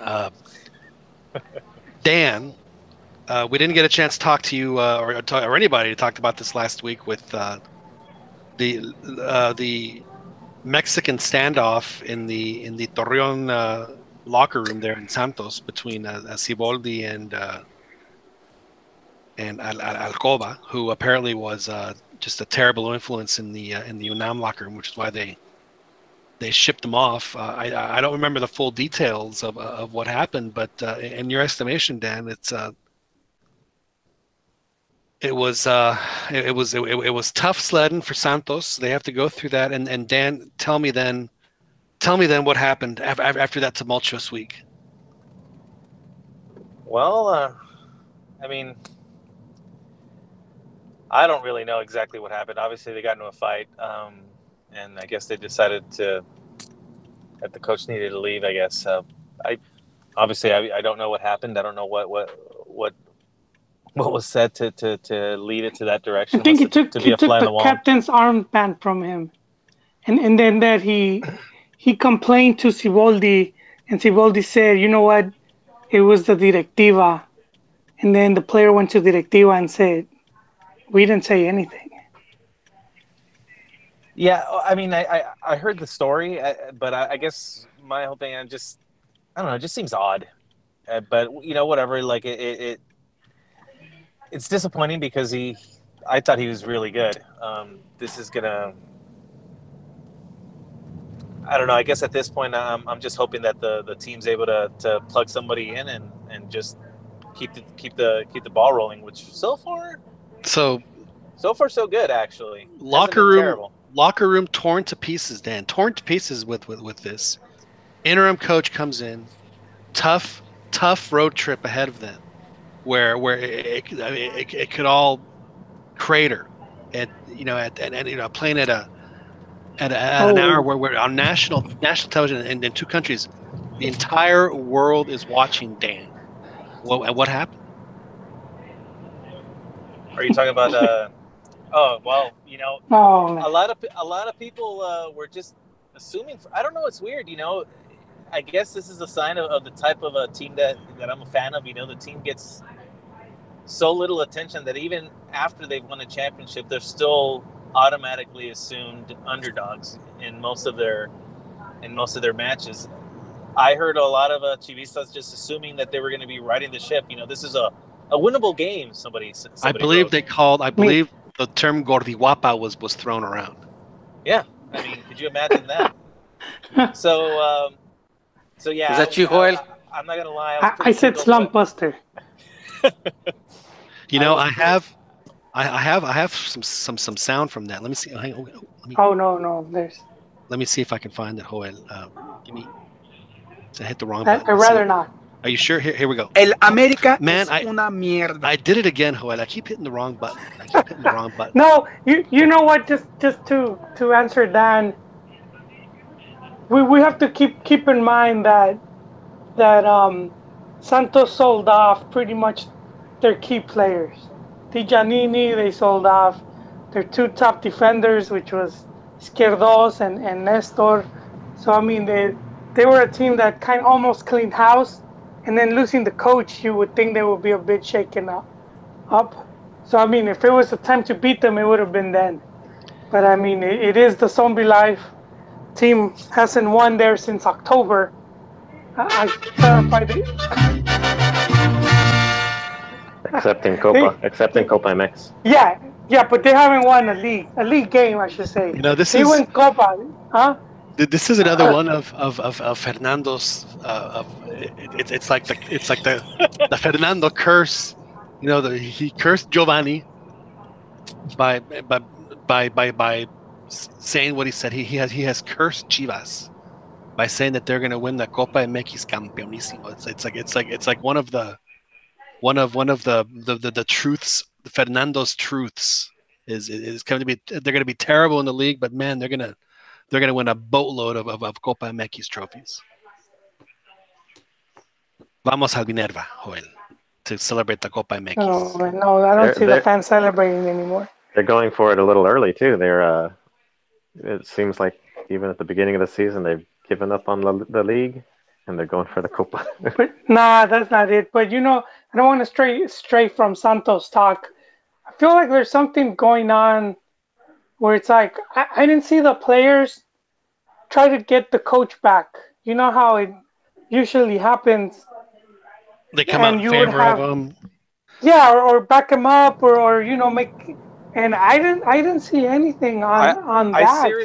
I seriously doubt that that the players, at least the important, I guess, leaders of the team, wouldn't have been consulted on some level as to, hey, what do you guys think? What went down?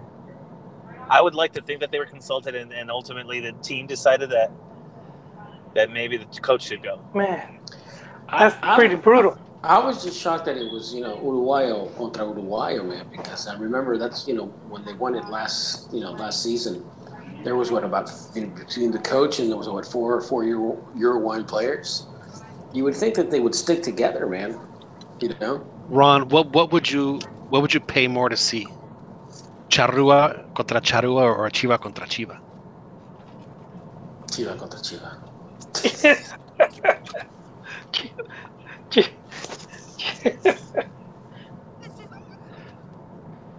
But I didn't know. I mean, I didn't know that was the reason Alcoba left Pumas, because he was a. That was apparently what had happened. I mean, of course, this comes out after this happens, which makes you wonder why. If that's the case, then why did the coach leave and not the player? And the other thing what they were saying is that Siboldi didn't even request him. You know what? It's like I've every time there's always been an altercation between a player and a coach, it's usually the player that gets separated. And right. This just to me was odd, completely odd. Well, I mean, the guy running Santos, I forget his name. The dude with the cowboy hard hat. Yeah. It's that guy. Iñárritu. Yeah. I think he is like Higuera in many ways. He just knows how to like carry himself better. I think Siboldi, there's a comment that, for example, Juan Carlos Osorio said, that he would leave the team, under three circumstances: if he no longer had the respect of his players, if the players did not, I forget, it was three things, but it was basically, the gist of it was that. I think that's probably why Siboldi left, is because, you know what? I know, but it makes it weird right after you won the league title. You know what? It's like, like Osorio said, yo me hago respetar. I mean, it probably is one of those things with Siboldi. It's like, you know what? This is the shit that's going to happen right now within the club. I'm out. And well, the whole staff left too. I mean, it wasn't just him. I mean, it was him and his. So maybe he says in his statement that he was por traición, mentira. Yeah. And going against his code of ethics. Yeah. So I think he was doing his job, and he took the capitan from the dude. He benched him, which was part of his job. That's his responsibility. That's his prerogative. And I think he got pushback from that. Alcoba might have cried, and he got pushback. He didn't get the support that he wanted. That's how I'm reading it, and he didn't like that, and he was like, "Okay, I'm out." From what his statement says. So you're saying that he took the basketball away and said that, nah. Well, I mean, it seems to me, yeah, it's like, I'm going home. You guys can't play anymore. Is the story that said where he took the captain's armband away, and then the guy, and then he said, well, the directiva is making me do it. So the guy asked the directiva. It seems to me like you said, Joel, this is an Uruguayan. I don't think an Uruguayan coach would ever take that position when it comes to as a coach and how he deals. I'm sure he's like, hey, it's my team. I decided. I don't think that he would ever say, oh, the front office is making me do it. Yeah, exactly. And yeah, so it's it just seems like the whole thing is it's, as Dan said, this guy's a good coach. I don't know if this is something that that has tainted him, but it seems like in his statement, obviously. There was some form of trust was violated big time with him and someone, whether it's a player or a front office person or whatever it is. I would say Iñárritu, Irarrágorri. And even see how Chepo and Galindo left. They left almost similar circumstances. Yeah, but they didn't leave pounding some guy in the locker room. Well, no, but it wasn't like anything like even what happened with Siboldi, it wasn't that big of a deal to say, to I don't just know quit. about that. I mean, let's just assume that the story is true. That's extremely unethical of the coach. What's unethical of the coach? If a player is upset with you and because you're not playing him, why are you going to bullshit him and say that your bosses told him to do it when it was your decision? No, I think that's a lie, though. Yeah, so but that's why Dan said. Assume that's assuming true. That's true. Then yeah, I mean, okay. I think that's just. If that's true, then I could see why they would maybe say, yeah, I think you should leave, dude. Or resign if you please resign, because it's kind of BS. You're causing issues, and you're basically saying you're putting it on us. If you don't like the player, don't play him.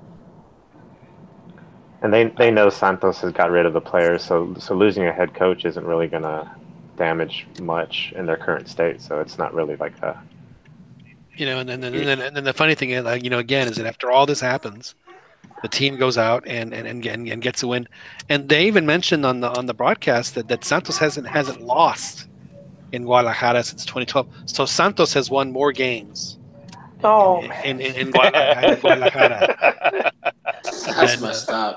than Oh, has a longer win that- streak in Guadalajara than Guadalajara does.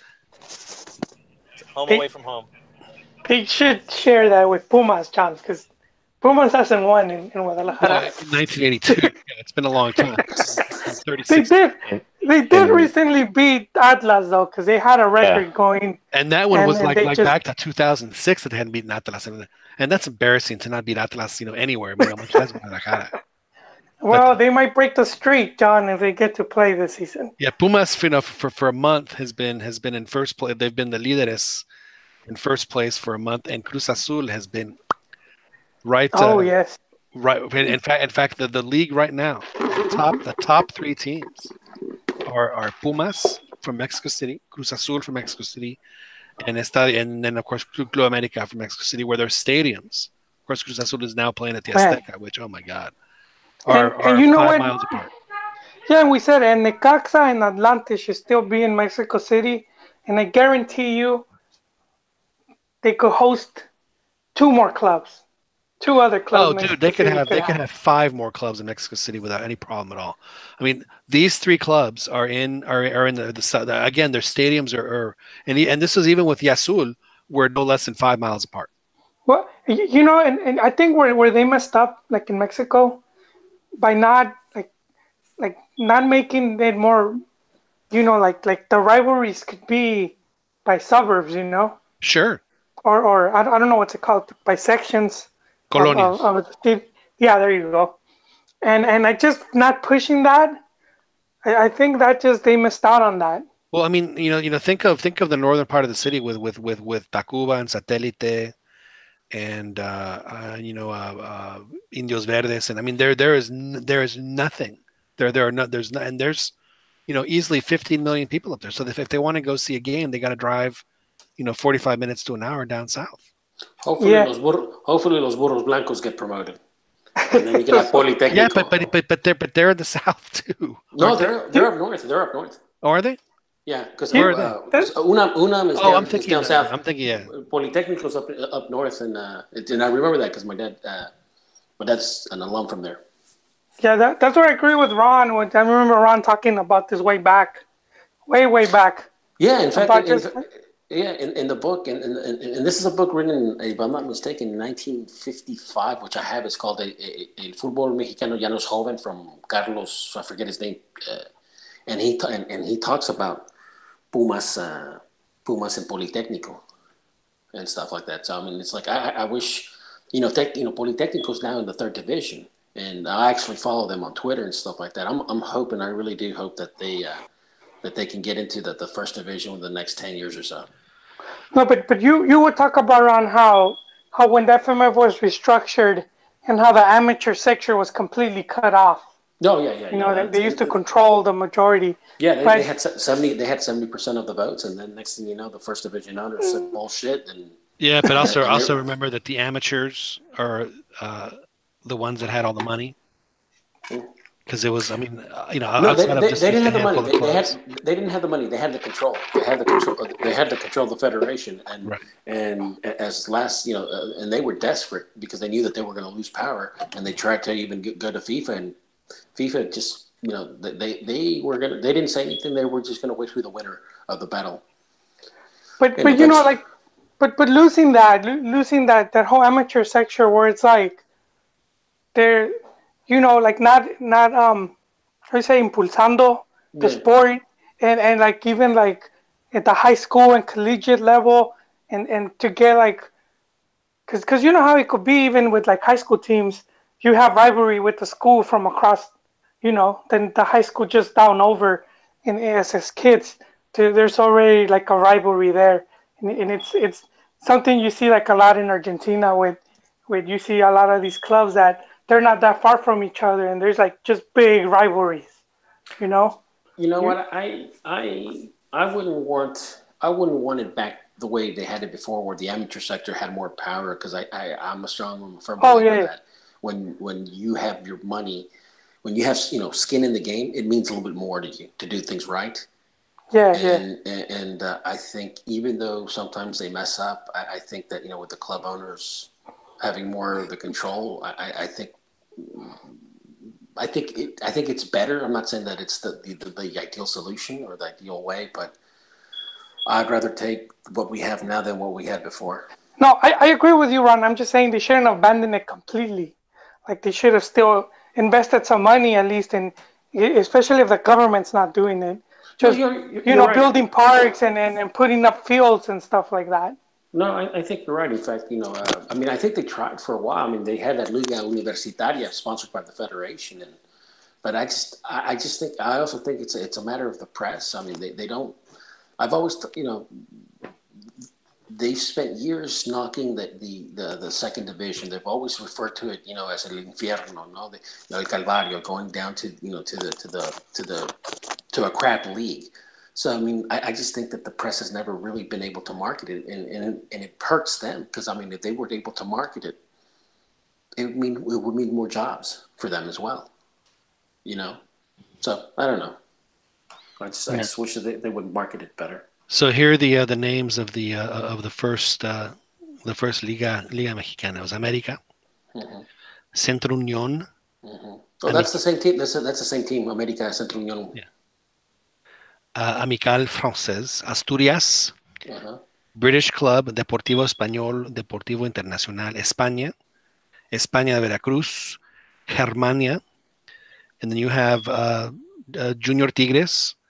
That's from Veracruz. Mexico Cricket Club, San Pedro Golf Club, Mexico Country Club, el Club de Golf México, Club México, Morelos, Orizaba, Pachuca, Popo Park or Popo Park. No, the Popo. It was the Popo Packaging Company. Not the Popo that's knocking on my door. No, not that one.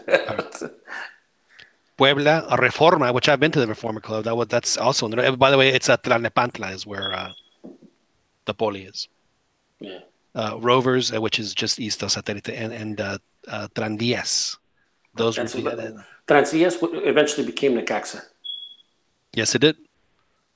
You're exactly. And then the Reforma Club actually they were the ones that won the most titles back then. They were, which I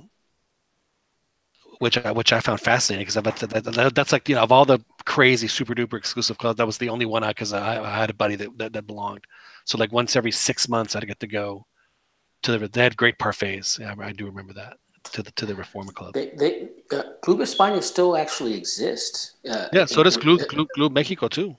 Yeah, I mean, there's about 4 or 5 of them that the clubs still exist in Mexico City, but they just they're actual social clubs. Yeah. And this was something that Tom brought up when he was on the show when we were previewing England for the World Cup, where he was saying that he to him, where cities all over England have 10, 11, 12 clubs, even the smaller cities have 4 or 5. He said the fact that Mexico City only has 3, and then the fact that they're so close together is it boggles his mind. He says it just completely doesn't make sense. So I personally would also like to see, I think a team in Satélite or the north part of the city, if they were going to, would be a huge rival. There would be a huge rivalry game with América if they did that. If they did a north versus south in Mexico City. Yeah, you know what, John? I agree, but I still feel that they need, at least this is where Copa MX could be used,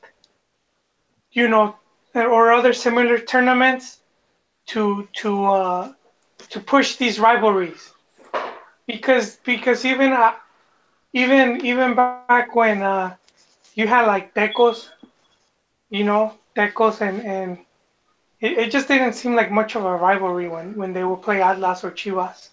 But and then there's one thing that that Tom and kind of has overlooked, because right now, I mean, we can look at a Google Maps of Mexico City and think there should be 10 clubs there, and yeah, I mean there should be, but if you look like, and this goes, I mean, you can take pictures of the 1960s, and like for example, when Azteca was built, look at those old pictures, and there's nothing around there. So it's not like those neighborhoods existed, 50 years ago. So it's. I don't think that I don't think that Mexico City was ever like, because a lot of these towns and just started to pop up like after the 60s. So I think that for Mexico City, I think 5 to 7 teams probably should be the limit. But I don't know. I don't know if it'll ever get to that point. I hope that, like I said, I hope that Politecnico comes through. That would be really cool. That would be nice. That would be it would be good to have them. Yeah. So the Reforma Club won 6 of the early titles. They won 6 in 6 years, which I did find. Which team broke the foreign stranglehold? No, I do not. Back in the 2020, what was it, 23, 24, 25, and 26 years. I think that in like 1923, 1924. And that's eventually the team that went to the 1928 Olympics and the World Cup. What team was that? America. Back when, before, Chivas was, patting themselves on the back about puro mexicano. It was all America. I'm just saying. Chingue, su madre en America. That was before Televisa, though. What's that? Back in the 20s, that was before Televisa, right? So I mean, wasn't it like a Jesuit school? It was a group of students and stuff like that. Was it Cumbres? Yeah. Because Cumbres is the big Jesuit school in Mexico City. Yeah, was that? They were from the Santa Maria de la Ribera neighborhood. I don't remember the name of the school, but it was that actually? Yeah, because America was two clubs that became one, so they could actually be be called United. Yeah, that's why they were for a while Centro Union. They started off America. Union United, yeah. So they were America, and then they changed to Centro Union, but then they went back to America. It's a good marketing decision there. Well, not anymore. It's hard to say Centro Union. It's just it doesn't roll off the tongue as well. I mean, seriously, try and replace it. America. Just it doesn't work. It doesn't work. Yeah. Didn't work. So anyway, so we have 3 teams, Chilango teams, at the top of the table, and then Santos is right there. So it's Chilangos and Torreon, and down at the bottom, Pachuca, and Chivas, and Chivas and Chaflas. Chivas and Chaflas. Chaflas and money back then, John. No, I'm talking about right now. I'm talking about in Liga MX Clausura 2018. We're back to current times. Yeah. Okay. Now, hey, John, look at the old tables, and you'll see that Pachuca was also in part of those. Yeah. They were mentioned that. Yeah, they were there. They've been around since 1910 or whatever. Yeah. And this is why I keep telling Joel, when they say that America doesn't have, in reality they don't have 12 titles. They have 16, 17. It's because technically it was not just a Mexico City league. You had teams from other cities, Pachuca, Veracruz. It's still amateur though, Ron. It's amateur league. But FIFA. Oh, by the way, speaking of which, with the World Cup, coming to Mexico, and obviously, and even for the 1 and 2 in Qatar, they're gonna obviously the leagues are gonna have to have a different format.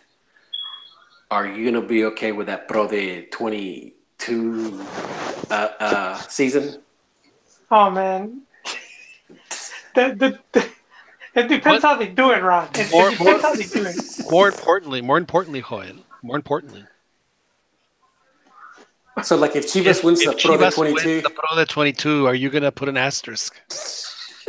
I would, man. I mean, it depends because that one Pro Day was like 8 games total. That's it. So, They just play like 8 games. And how you gonna claim a league championship when you didn't even okay. play each team from the league? You just played 8 games. All right, so we're gonna. You know how we play the MKF game. So I'm gonna ask you if, given the choice between a Prode, a Copa MX, and I guess a Conca Champions, we'll throw that in there. How would you rate them? Would you rate them like what should would this? Oh man, I keep hitting the wrong button. Chingo. Here we go. So we have that one, right? And then we have.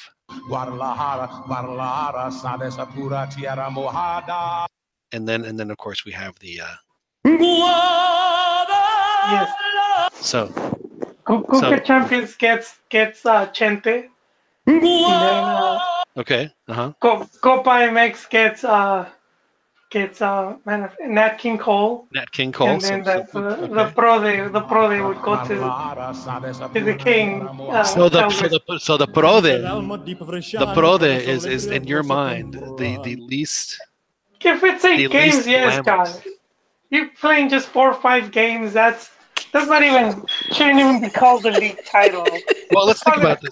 So if they start it in July and then they all they have to do is not play Liguilla and it's done, and they're gonna just have a 17-game season, and that would be a very satisfying tournament win for somebody. Yeah. Or at the very least, let the top two play. Well, but see, that's the thing with Prode, and Ron laughs because he knows this. It was meant to be like it was given like a cup format. So it was kind of seen as a cup tournament. And then later they said, well, it counts as a league title. That's where my criticism comes from. It's like, so it was added after the fact. Yeah, that's pretty much. That's pretty honestly, much, I think that is a little that is some weak tea, sir. That is weak tea. Wait, for me? Yeah, it's just a matter of semantics. Well, I mean, league. You would think if you are a league champion, you played every team from that league. Well, it doesn't always work. It doesn't always work that way. Yeah, but I guess like all the teams did compete. So I mean, you could argue a point, But for me, I would like to see my team play every team to be better than every team, not just than the group you were given. So what you're saying is that you would like to see Mexico play World Cup qualifiers starting from the first stages of the That's not no that's qualifying, man. I'm kidding. Let's say league, just league. Even because even I don't like league. I never really liked it.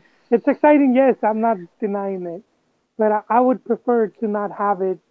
I would rather just have, even if you're gonna have a short season, just have it by points, and then you could just have Copa.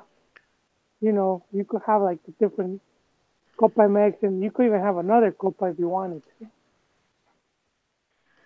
And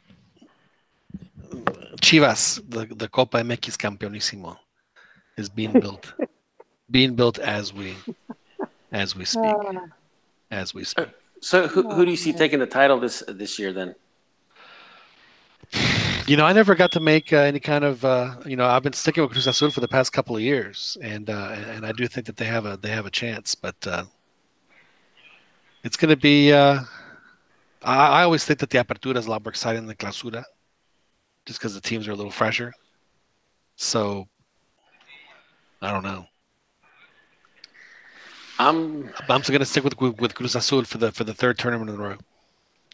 You know what? The fact that America is generating a lot of goals right now, it's like, I mean, if they can keep it up, into week 10, at least the way they're generating plays, it's like maybe, I'll call it. You know, because I mean they're really starting to generate a lot of goals. Yeah. You know, goal opportunities. Your the hairs in the back of your neck are thinking about maybe considering the possibility that maybe in a couple of weeks we might start standing up. Normally I So, say it's too early to tell right now, but it's just I mean the fact that they're just generating goal after goal opportunity and So and are Copa your MX and League. are your eyebrows fully raised, or are they just 3/4 raised? Three quarters right now. Okay, so 3/4. Yeah. I mean, I will say this. I think that they should be a shoe in at least for the semifinals, like I did last tournament. Just making sure that players are healthy, and because I mean last year there was a hospital, and even to a certain degree this year we've had already a couple of injuries. I mean, I think Menez is still, the Frenchman. I think he's still injured, and I know that there was another he's been player. injured twice. He had a broken collarbone last season, and Yeah. this injury this season, he has bad luck. Yeah, and He's been a good player when he's played. That's been the unfortunate part. Yeah, and I think I forget the other player. I mean, there was another player that got injured in spring training. Forget his name. But if they can remain healthy, I think that they could make it to the finals. I'd like to see them play the Copa MX finals just to give the Copa MX to give it legitimacy. Sorry, Joel. So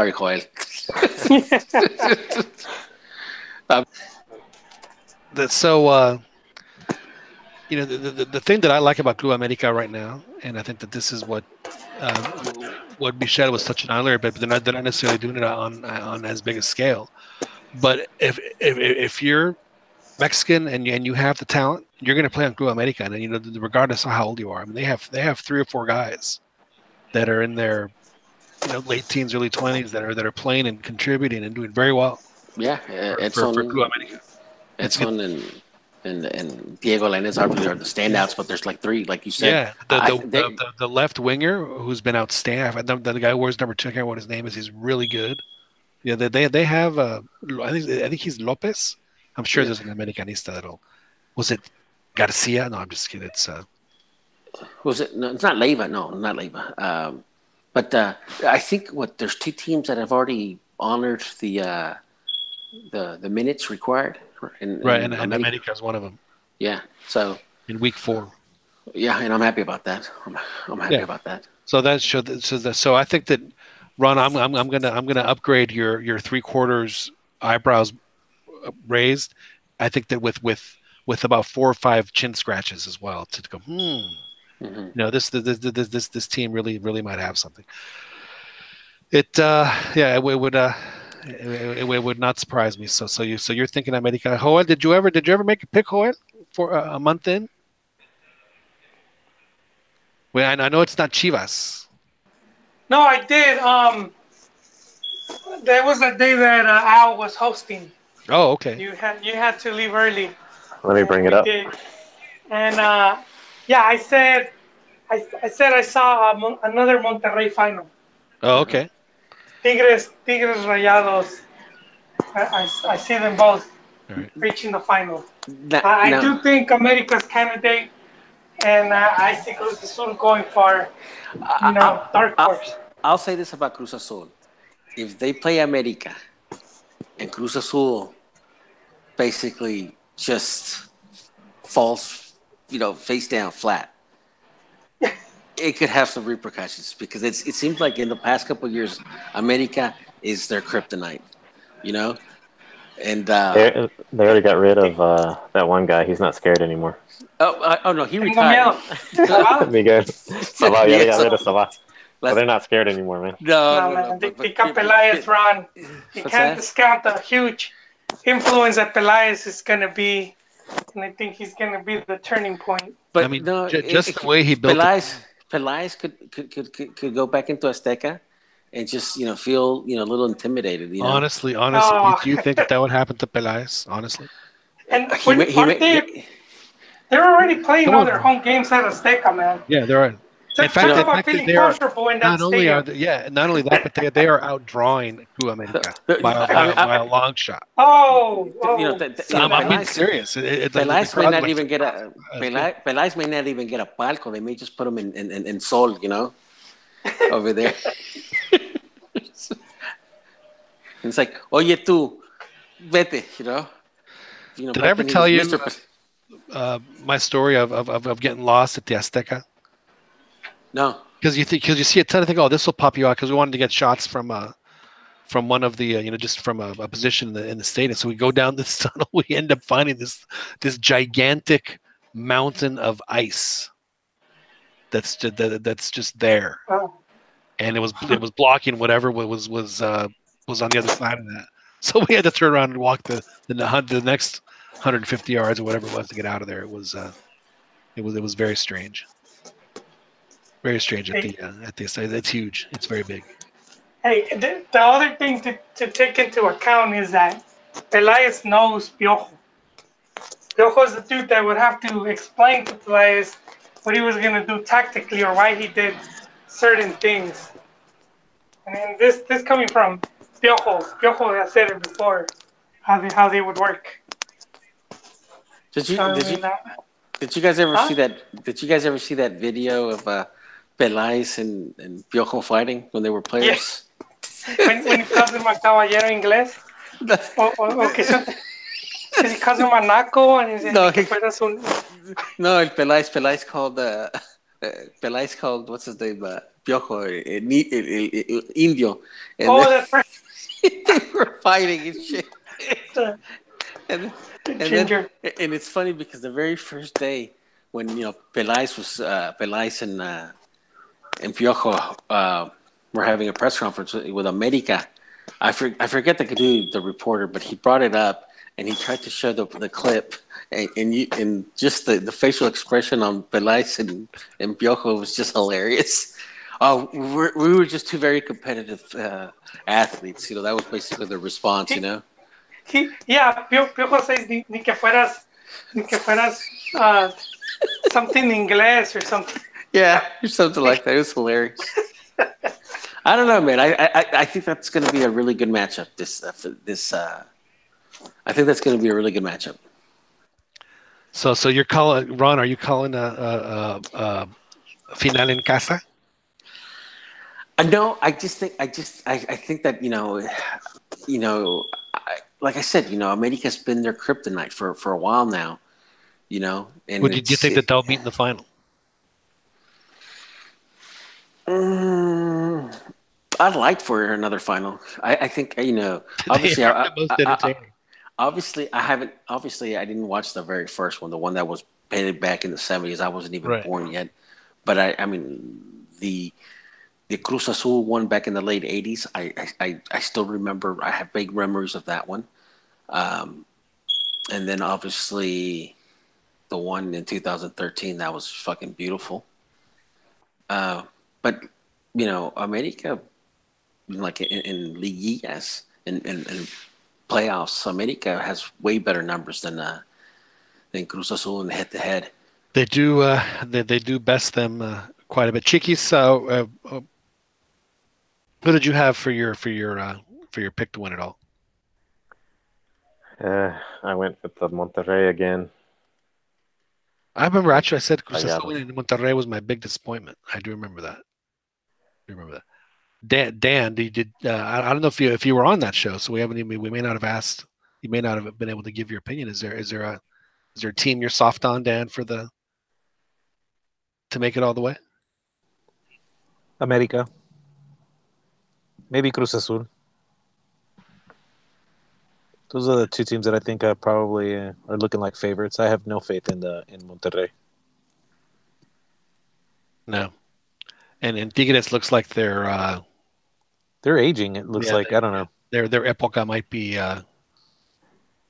be coming to an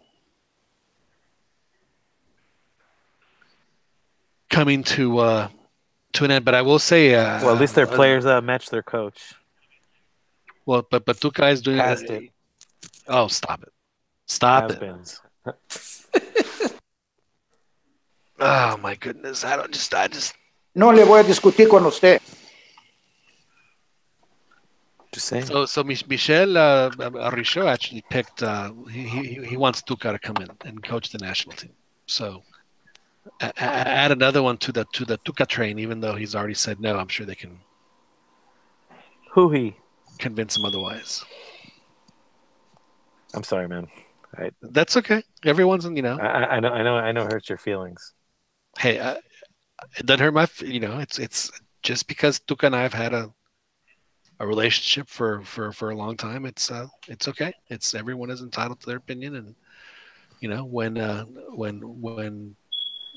Tuca takes Mexico to the semifinals. Now his contract ends in 2020, right? Yeah. For Tigres. How convenient. Yeah. See, I think that's. I just don't think Tuca wants to do the Gold Cup. The Gold Cup. He just doesn't want to do it. It's gonna, Mexico has to win it, dude, or else no confederations. But I don't know if they're gonna. I don't know how they can have the confederations because you can't do a winter confederations. Yeah, I know. So I mean, they're probably gonna have to do it in another country. And honestly, though, it what good is it? I mean, I understand that, but I think Mexico at this point is probably putting a little too much importance in it. Maybe getting the summer off isn't a bad thing, or at least that tournament like before. Dan, you're forgetting it's the TV stations that run to the national team. No, you're right. You're important. Right. Yeah. It's another chance to bring in money. No, I mean that's never. We all know that's the first factor being weighed most heavily. Also, that is the money. I'd agree with you though. Don't tell Pern that because he's still mad at Cuauhtémoc Blanco for not going to Confederations Cup. Calls him a traitor. I'll tell you what, man. I would be. Fernando has his eerie ways of making his predictions come true, it's like when it came for Monterrey. Any prediction regarding his team fell flat on his face. I think he's got a room full of voodoo dolls. He must. I remember I was in Mexico at the time when Mexico was playing the Confederations Cup, and I remember like all the TV, I mean, not like I would buy them, but I would walk by and I would see like the TV Notas and Record and stuff like that, and you would see like the team training camp, and then they would show pictures of a Cuauhtémoc Blanco at the beach, and it's like, Jesus, I just thought that was really funny. Good old Pern. That is. Hey, back on the Tuca thing. I think Tuca goes with the Tuca's smart. He's not going to go with the national team, and it goes to the saying that's in Batman: you either die a hero or you live long enough to become the villain.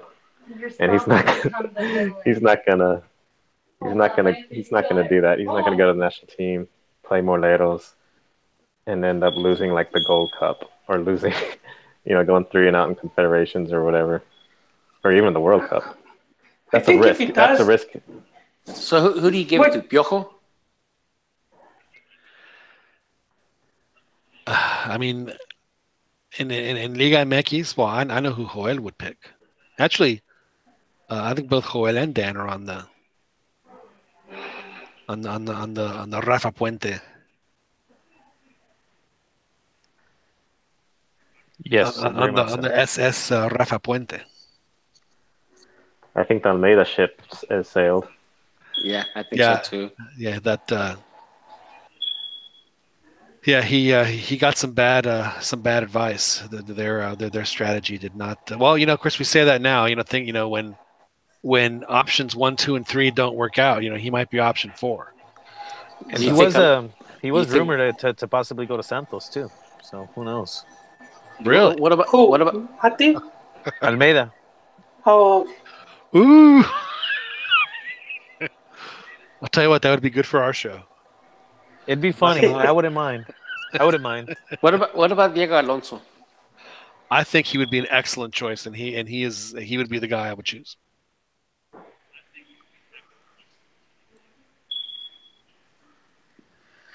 It's tough. It's a tough choice. But here's the thing, dude. And I don't think they should criticize. I mean, obviously they're going to do it, but I really don't think that there's a rush to find a coach right now. You don't really need him until March of next year. Yeah, you don't. So it's like, sit down, interview, because this may be the first time where the federation actually does plan for an 8-year process. Because they're going to host it in 2026. So rather than looking at 4 terms, because normally when they interview, they're interviewing for 4 years and stuff like that. So I think that they're going to I don't think we're going to see a head coach for a while. Like I know that they're going to use Stuka and stuff like that, but I don't know. I'd like to, like I said, I don't think that Diego Alonso would be a bad choice. It's sad. It's sad that Matias Almeida's, finished the way he did at Chivas, because I think that he probably would have been a strong candidate had he still been with Chivas. And I think people, people, some of the people in the federation would understand is that it's hard to manage Chivas because obviously they jack up the prices for them, and he did miracles, man. He really did a good job with Chivas. I know Hoyle doesn't want to give him credit for it, but he did. Miracle. What's that? Miracle. Yeah. You mean Almeida? Yeah, I'm sorry, Almeida. Yeah, Almeida. San Mati, Joel, por favor. It's not, Esta casa se llama San Mati. San Mati. It's not that I don't give him credit, but I like to call a spade a spade. Okay. And if you see his record, especially like his league record, and especially against like whatever were the top teams for that season, he was never really able to beat the best teams. He looked good because he beat a lot of the lesser teams, especially in Cup. So he would have like a 5-game winning streak. Half of those were like Cup games against like, the second division Tampico teams. Madero. Yeah, so he would rack up wins like that, and especially a lot of wins at home. But a big reason why Chivas went 2 tournaments with just 1 win at home was with Mati as a coach. Yeah. That's a lot of games. I mean, did you ever watch the movie Half Baked when Sir Smoke-A-Lot says, "I understand"? Did you ever watch this? Can we get that clip? I understand. I'll see what I can do. Dan, did you watch that one? I do have a new one. I do have a new one to debut. And we have to say goodbye to this one, because our friend Honda is no longer with Pachuca. Although he played well when he was with Pachuca, and he had a good World Cup. He, if I'm not mistaken, I think he scored. He scored in the game against Senegal. So good for Honda. He was a good player. And of course you've heard the new ones, but we did add this one today officially.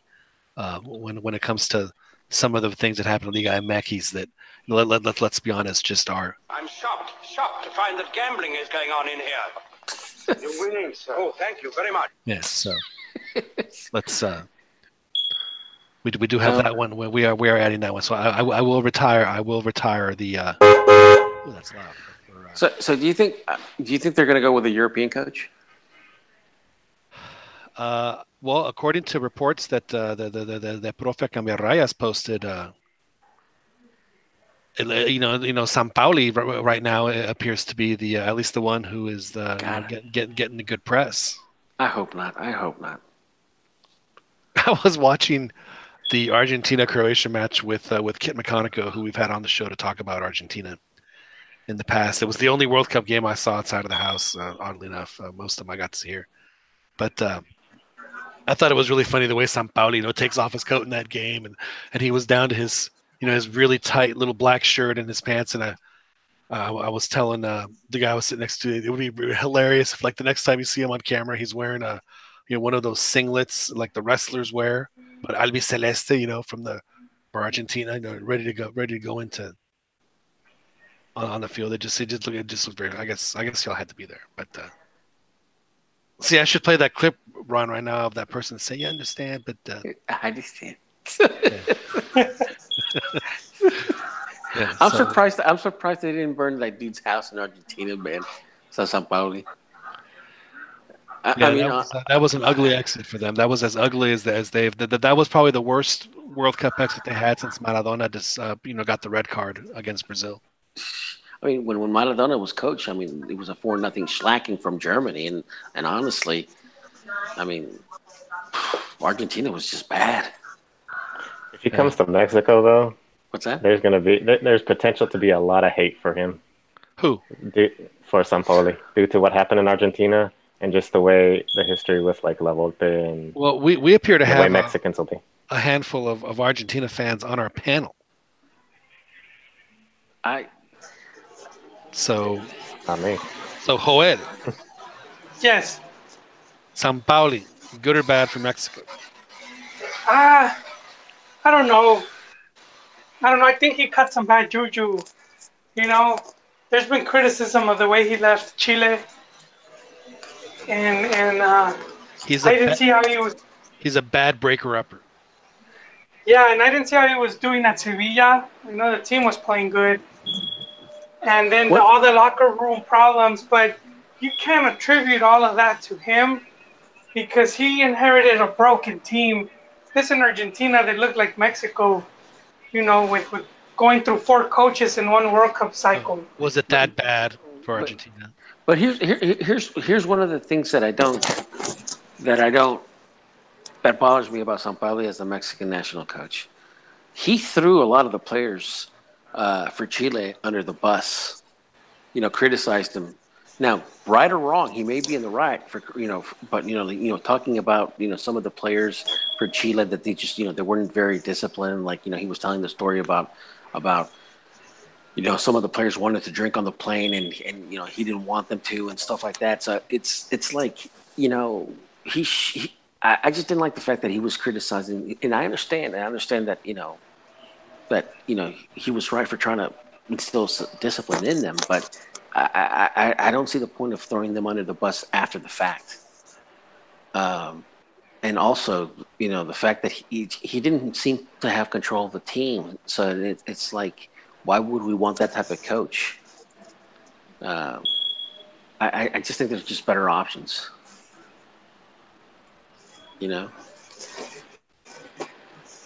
I do. Sampaoli is not a. I know that that Profe. Well, it's because Profe is a Bielcista, so he anything having to do with his one of his crushes, Bielsa, he would be in favor of. Dan, with Siboldi out of the picture now, is there anyone that you would give the dedazo to at this point? Who's the leader in your clubhouse at this moment? I don't have one, to be honest with you. I'm okay with waiting. Me too. I'm with Dan on that one.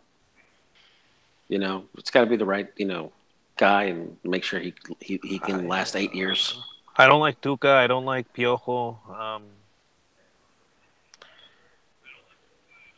Man, I just can't think of anybody who and anybody who's young who's actually has any kind of decent resume that would warrant the position. So I can't think of anybody.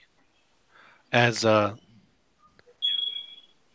Ron pointed out tonight, the guy who ticks those boxes that you're describing right now, Dan, is Diego Alonso, who was at he was a player he played for Hugo at Pumas for many years, and then with the coach at Pachuca, and we saw what he was able to do with some planning, with Pachuca. So he would probably be for those characteristics would probably be the best choice. But a lot can happen between now and when they make the decision. Although the last couple of World Cup cycles where they've hired a coach after a World Cup, they didn't do it in 2014 because Piojo was still the guy. They made the pick in either late October or like by mid-November. The decision has been made, and at this point, I think if you're going to wait that long, you can. I mean, at least make sure that you're getting the right. Yeah, I mean, they haven't even named what they're going to do for the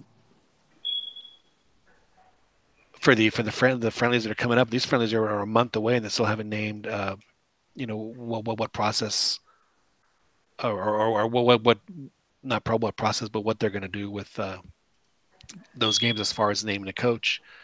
And a couple of weeks ago, if I'm not mistaken, they said that they were hoping to bring in Hans Westerhoff to do that, and then he would stay on at the federation. So it's not necessarily like an almanac. They don't actually want to bring in somebody where it actually serves a purpose.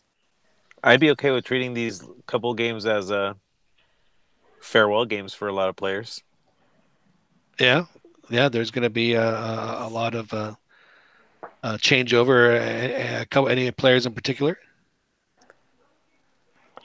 Two Saints. I'm okay with all of them, man. Let's start new.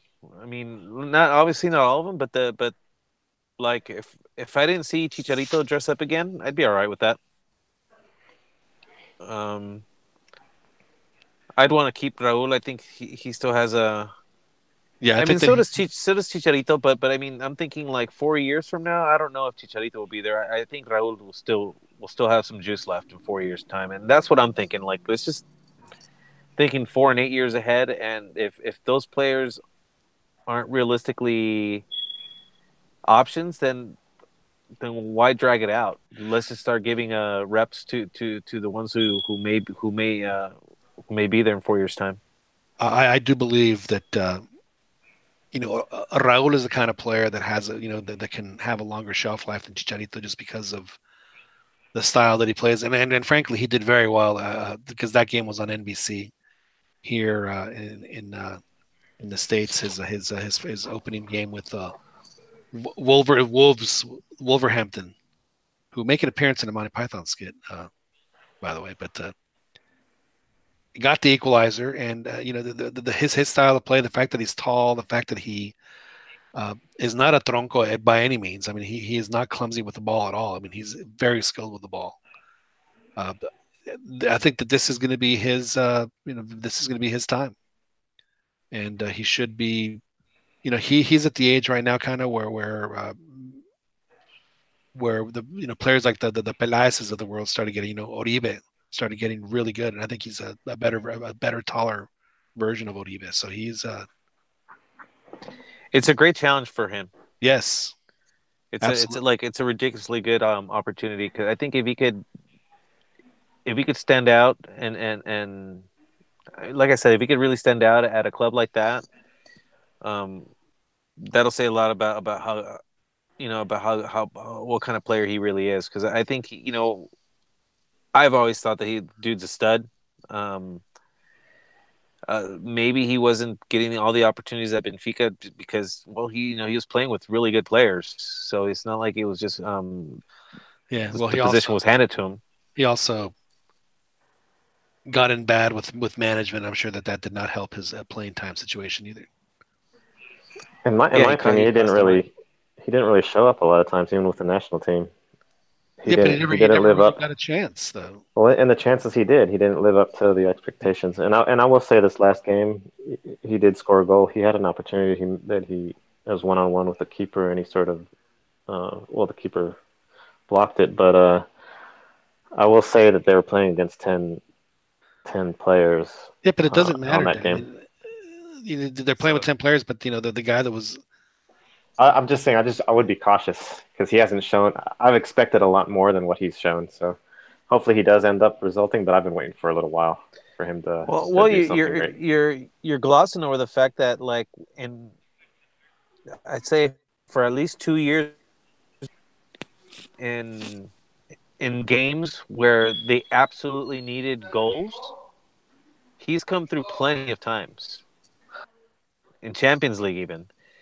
I think that's why I think, like, I think dude has a stomach for the big games. I just maybe he hasn't maybe I'm overlooking the fact that he was never able to secure a starting spot at Benfica, but he did though, and they were going to sell him to some team in China for $50 million, which is great business for Benfica, but I was like, I don't want to go to China, and the deal fell through because they do have a choice over there to whether they want to go or not. And They didn't. Benfica did not sign Raul Jimenez to play for 5 years at Benfica. They signed Raul Jimenez to sell him for $50 million to a team that makes an offer. Yeah, and they That still totally get. soured their relationship, and it just, I mean, he never got the same opportunities he got after that. I mean, it was This is a just loan though, right? That he's on, so they could still potentially make some money off him if he does have a good season, which I'm right. sure Well, they're hoping for. he's part of the kind of George Mendes Actually, super no, I agent. think that this was a compra definitiva, wasn't it? Or is Well, it a I think he has stock in that team, that Mendes guy. in Raul, Wolves? hey, Beto, Raul's also one of the few Mexican players that does Rabonas. So that's a And plus. and did it by sitting on the after sitting on the bench for 3 weeks. Yeah, that's a sweet ass play, dude. That's the guy. He's willing to try things on the field. He's willing to experiment. I That's like all you that. can ask for. Is just, Maybe I like Chicharito's guys who been try. has taken the starting role, and with him out of the way, Raul Jimenez will get more time on the national team and show off his skills a little bit more because I remember even his bicycle kick. Chicharito was pretty much just at his feet bowing at him when he scored that goal against Panama. Yeah, I think Raul. I think he's a better football player than Chicharito in terms of ability. I Yeah, don't but know. What's that? what has been shown though is Chicharito is more clutch in scoring actual goals. But it also That's why he's but it also happens to have and Chicharito's. You can tell when a coach wants you and when a coach doesn't want you. Ferguson wanted Chicharito. And then you can tell like over there in Leverkusen, the coach wanted Chicharito, not so much when he was with Moyes and stuff like that. So I think that's kind of hurt a lot of the Mexican players in Europe. You know, you can tell when the teams like PSV Eindhoven, they like the Mexican players that they sign, and they've done really well for them. Going back to Massa and Salcido and all those guys. Um, so I mean that also matters. They can't. Obviously, Hugo Sanchez an exception. Is like when you went and the coach didn't want you. I mean, he had to prove it. Had to prove it to the coach that he was better. But I mean, I still think though the adversity that these players are getting, because they'd be undisputed starters if they were playing in Mexico. mhm. I mean, I think there's something to that though. To see what they're made out of. I think it's okay that a player isn't a starter every single week, but if he's battling throughout the season and going through a run of games where he is a starter, then I think that's pretty acceptable. I mean, these are really good leagues with teams that are really stacked with a lot of good players. So if you're not really sharpening on your game, then you're not going to play. it's also I the fact that these are Mexican players we're talking about in Europe, and you have to prove yourself even more than the normal player. Take for example Navas, who gets pushed to the side for Courtois. That's a prime no reason. For no reason. So that's a prime example. It's just the Americas. It's Central America, Mexico. Now, if Navas was Argentinian, Brazilian, then there would be another story. That was a shame what they did to Navas, what they've done to Navas. But Is he still on the team? to my knowledge, yes. Yeah, he took a goal. He played just when was it? I think this week he played or last week, and he got scored on pretty easily. They lost to Atletico. Yeah, for the Supercopa. Yeah, Supercopa. Although that goal he got scored on no one was going to stop that. That was a bullet from Diego Costa. So I've been hating on Navas, but I see the difficulties that a Costa Rican or a Mexican will have against like a Belgian or a European player. But that's the struggle. I personally don't think. At least recently, I don't think Mexican players have gotten shortchanged. I think the ones who struggle to find minutes is because they're struggling. I'll give you an We've example. seen them on the national team. struggle. So like it doesn't surprise me that a lot of these guys like Layun is very hot and cold. He's a streaky player. When he's hot, when he's on, he's going to give you goals. He's going to create chances. Well, I'll give you an example that goes against. He's just a complete liability. Well, let me give you an example that sort of goes against what you're saying, because you're actually a little bit agreeing with what I tweeted recently, and people are sort of laughing at me. Memo Ochoa, the great World Cup that he had, 2 World Cups, I guess, that he had, and look where that got him. And I called him, maybe it's overrated. Maybe everyone's blaming the agent and the EU passport and all this, but maybe he's overrated. Maybe, well, no, that's it right there. The EU passport is everything. Well, You've said why? this in the past. You've explained in the past how goalkeepers aren't that important. I think on some level you're right. When push comes to shove, and you have a couple of very like precious spots for a foreigner, you're not gonna waste it on a goalkeeper when you can find an adequate replacement. Maybe not as good as Memo, but an adequate replacement for much cheaper, and you can use that precious spot for a striker or a midfielder.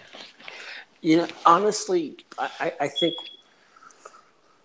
the one that personally, and this is my personal opinion, the one that I think screwed Memo over more so than his agent, was Javier Aguirre, because the 2010 World Cup was for him. And I guarantee you, if he would have started and he would have gone to the World Cup, he would have gone to Europe sooner, and he'd probably be with a better club. But also, Ron, if he would have stayed in Ajaccio or just in France for another year, he would have gotten a EU passport. Doesn't he already have it? No, he doesn't. No, that's what's hamstringing him. Yeah. Well, to me, that's the number one issue. He had a chance if he would have stayed in France, but he went to Spain. Yeah, he's been there 7 years, and he hasn't been able to stay. And that's what messed him up in Spain. He didn't even play, and he was just right. That's why I blame the agent and himself. That's like, dude, just like, I know it may be humiliating from going to El Más Grande to Mexico to maybe and then going then being relegated. Did you see his house in Corsica? I don't think he minded at all. So so why not hang out there in the second division for a year, or even 2 if it means that you're going to get that passport that just you could walk in anywhere, and if they like you, if they want you, then that's it. You don't have any other issue. I'm with you, Dan. He would have had offers. He would have certainly had more offers than Napoli trying to shortchange him, pay him peanuts.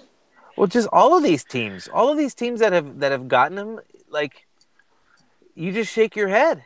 But even his entire European career is just one big, just like massive shake of the head. Like I can't believe this is where you're playing, dude. But take, for example, even Malaga. He was at Malaga, and he didn't get the starting role to Kameni, who didn't have 2 great World Cups like he did.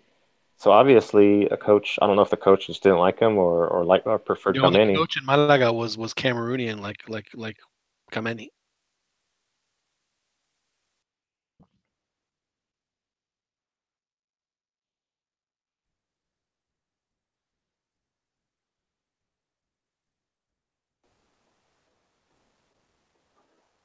Hello, I'm not sure what just happened there. Yeah, I got disconnected. Hello? Yeah, everyone's I got booted. Is everyone else booted as well? Everyone else got booted. I'm not sure what happened there, but we're all back and still broadcasting. Hold on, we'll come back. Well, I'm going to mention something. I think, we must not forget that it's a business, and there's a big business in the whole player transfer, selling and placing players and all that. And I think that has been one of the hindrance for some of these players. So it depends who you have, that could get you good contracts. So I mean, Jimenez is a good example. He went to Atletico, he didn't make it. The average Mexican player, you don't make it the first time, you're back in Mexico 6 months later. But they sent him to Porto, and then they didn't want him, but now he's in the Premier League. he keeps getting chances with good teams or in good leagues, and I feel his agent is a big part of that.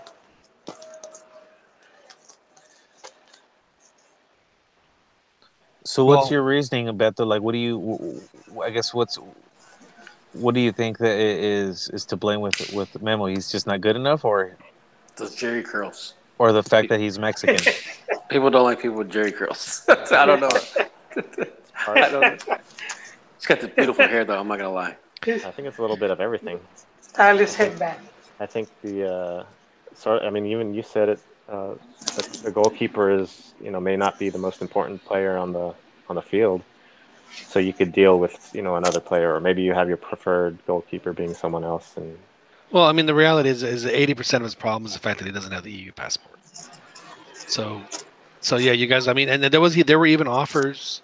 There were even offers in not just in Ajaccio, but in France that Toulouse had an offer. So he could have stayed in Ligue 1 and gotten his EU passport, and then he could have gone anywhere. Yeah, that's the stupidest thing he did. Go to Malaga without even being sure. At least talking to the coach. That's probably like my main gripe. Even with Alanis going over there. He did it twice though too. Even in Spain, like, you're already there. Just wait it out, man. Right. Like, if your dream is to play in Europe, and you legitimately want to play like on a top team, then do what you got to do, man. Just get that passport. It just boggles the mind. Isn't the root cause the agent, though? Shouldn't the agent be helping him to make those decisions? Well, I mean, ultimately, yes, I blame both of them. It's yeah, exactly. I mean, it's just there are so many players, and it's not just Mexico. That you see where bad decisions at certain points in their career have defined their careers, and I think we've seen these guys now for the last 10 to. And I don't think that Memo's necessarily had a bad career, but I think he could have had a better career. And he played well at Ajaccio, and they Malaga not so much, and they like him Although I really do wish that they would have it. He wears number 8 in Liège, but they should put a little A next to it so it says Ochoa, because that's his name, Ochoa. Anyway, but then you see a player like Giovanni, who just has made, the career moves he's made were just, other than going to Villarreal, where I think he actually, he played pretty decently for a couple of years, and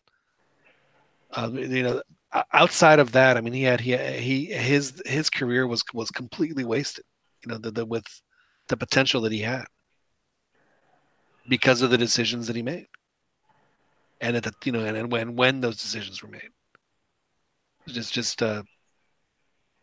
Chicharito, on the other hand, got very lucky. Chicharito, went about it a different way and then took advantage of what he had. And you guys pointed out, Sir Alex loved him because he told Chicharito, crash the 6-yard box, and Chicharito crashed the 6-yard box. And, Manchester United is that kind of team that is going to, put those balls on a platter for him, and he put them away, and he took him to the Champions League final. That's pretty good. I think unfortunately for Chicharito, I think that those 2 years there, I think, were his best, and then he hasn't been the same since, and then there's nothing wrong with that. He peaked, and now he's on the downside, and it's going to be a little harder for him. He's not as fast as he used to be. He can still get open though, and then that's what's amazing about him. So. Yeah, and there's this Brazilian, John. I think you watched the game with Jimenez and Wolves. Who did they play? Anyway, Everton. they had Everton. They had a Brazilian. Signed. Yeah, they just signed like they did like $50 million Brazilian. Like yeah, exactly. Yeah. And I never heard of the dude, and he scored 2 goals, I think, or 1. No, actually, he scored one of them at least. And the dude is hot, man. No, I mean, Everton's going to be a good team. That was Jimenez had a. Wolves are gonna, they're not gonna win the Premier League, but they need every point they can get, and that was good for them. Ron, you're gonna. Nothing. Okay. He was beeping. Yeah, he was definitely beeping. So that's the carbon monoxide there, Ron. Yep. Okay. Or is it your ankle bracelet? That too. Well, gentlemen, I think it's probably time for us to wrap it up here. I know it's been a while since we've all been on, so I do appreciate everybody making the time to come on, and I hope that our audience enjoyed the interview we had with Michel Richaud that we had a little earlier. That was very entertaining, very informative, and a good guy to have on. And we'll be sure to have him on again. We wish him the best of luck. Hopefully he will. Methinks guys that if he says, what ends up happening if this Leaño guy ends up being the coach for 2026, have a feeling that Michel might be part of that proceso there with him. So we'll see how that plays. So that'll give us then a lot of good inside access. We could be the la sombra del tri, here at the CantinaMX podcast. So you guys will have to tune in for that as it happens. Ron, you've picked America. I think that's the first time you've done it on the podcast. We'll have to see how that plays out. I mean, let's they're certainly a candidate. I'm sure that you would like to see them win again. I think the rest of us would rather not. Yes. So, thanks for joining us, Ron. I really appreciate it. Yep. Good to have you guys. Joel, but before we go, is it time for the? He dropped off. Joel dropped off. Oh man, I was going to ask him. So. Is it still time to get off the boat, or is you still have to hang off the side? But he's dropped off, so he won't be able to say anything. Dan Santos, I think. I think that there's still going to be a playoff team, and I think that they, that they could certainly be a dark horse as long as the team remains a team. I'm surprised. I thought they'd be leaking goals, but yeah, they don't seem to have missed too much, even with the coach and even with the turnover of players. So, yeah, I'm happy.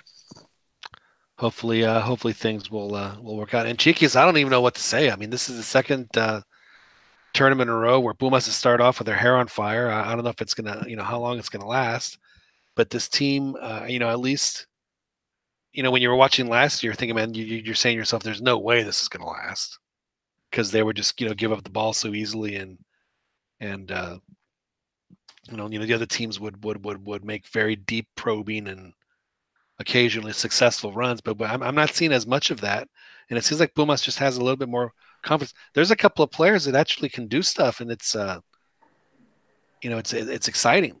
There's actually, I actually get excited watching a Pumas game instead of cringe at the thought that they might get blasted.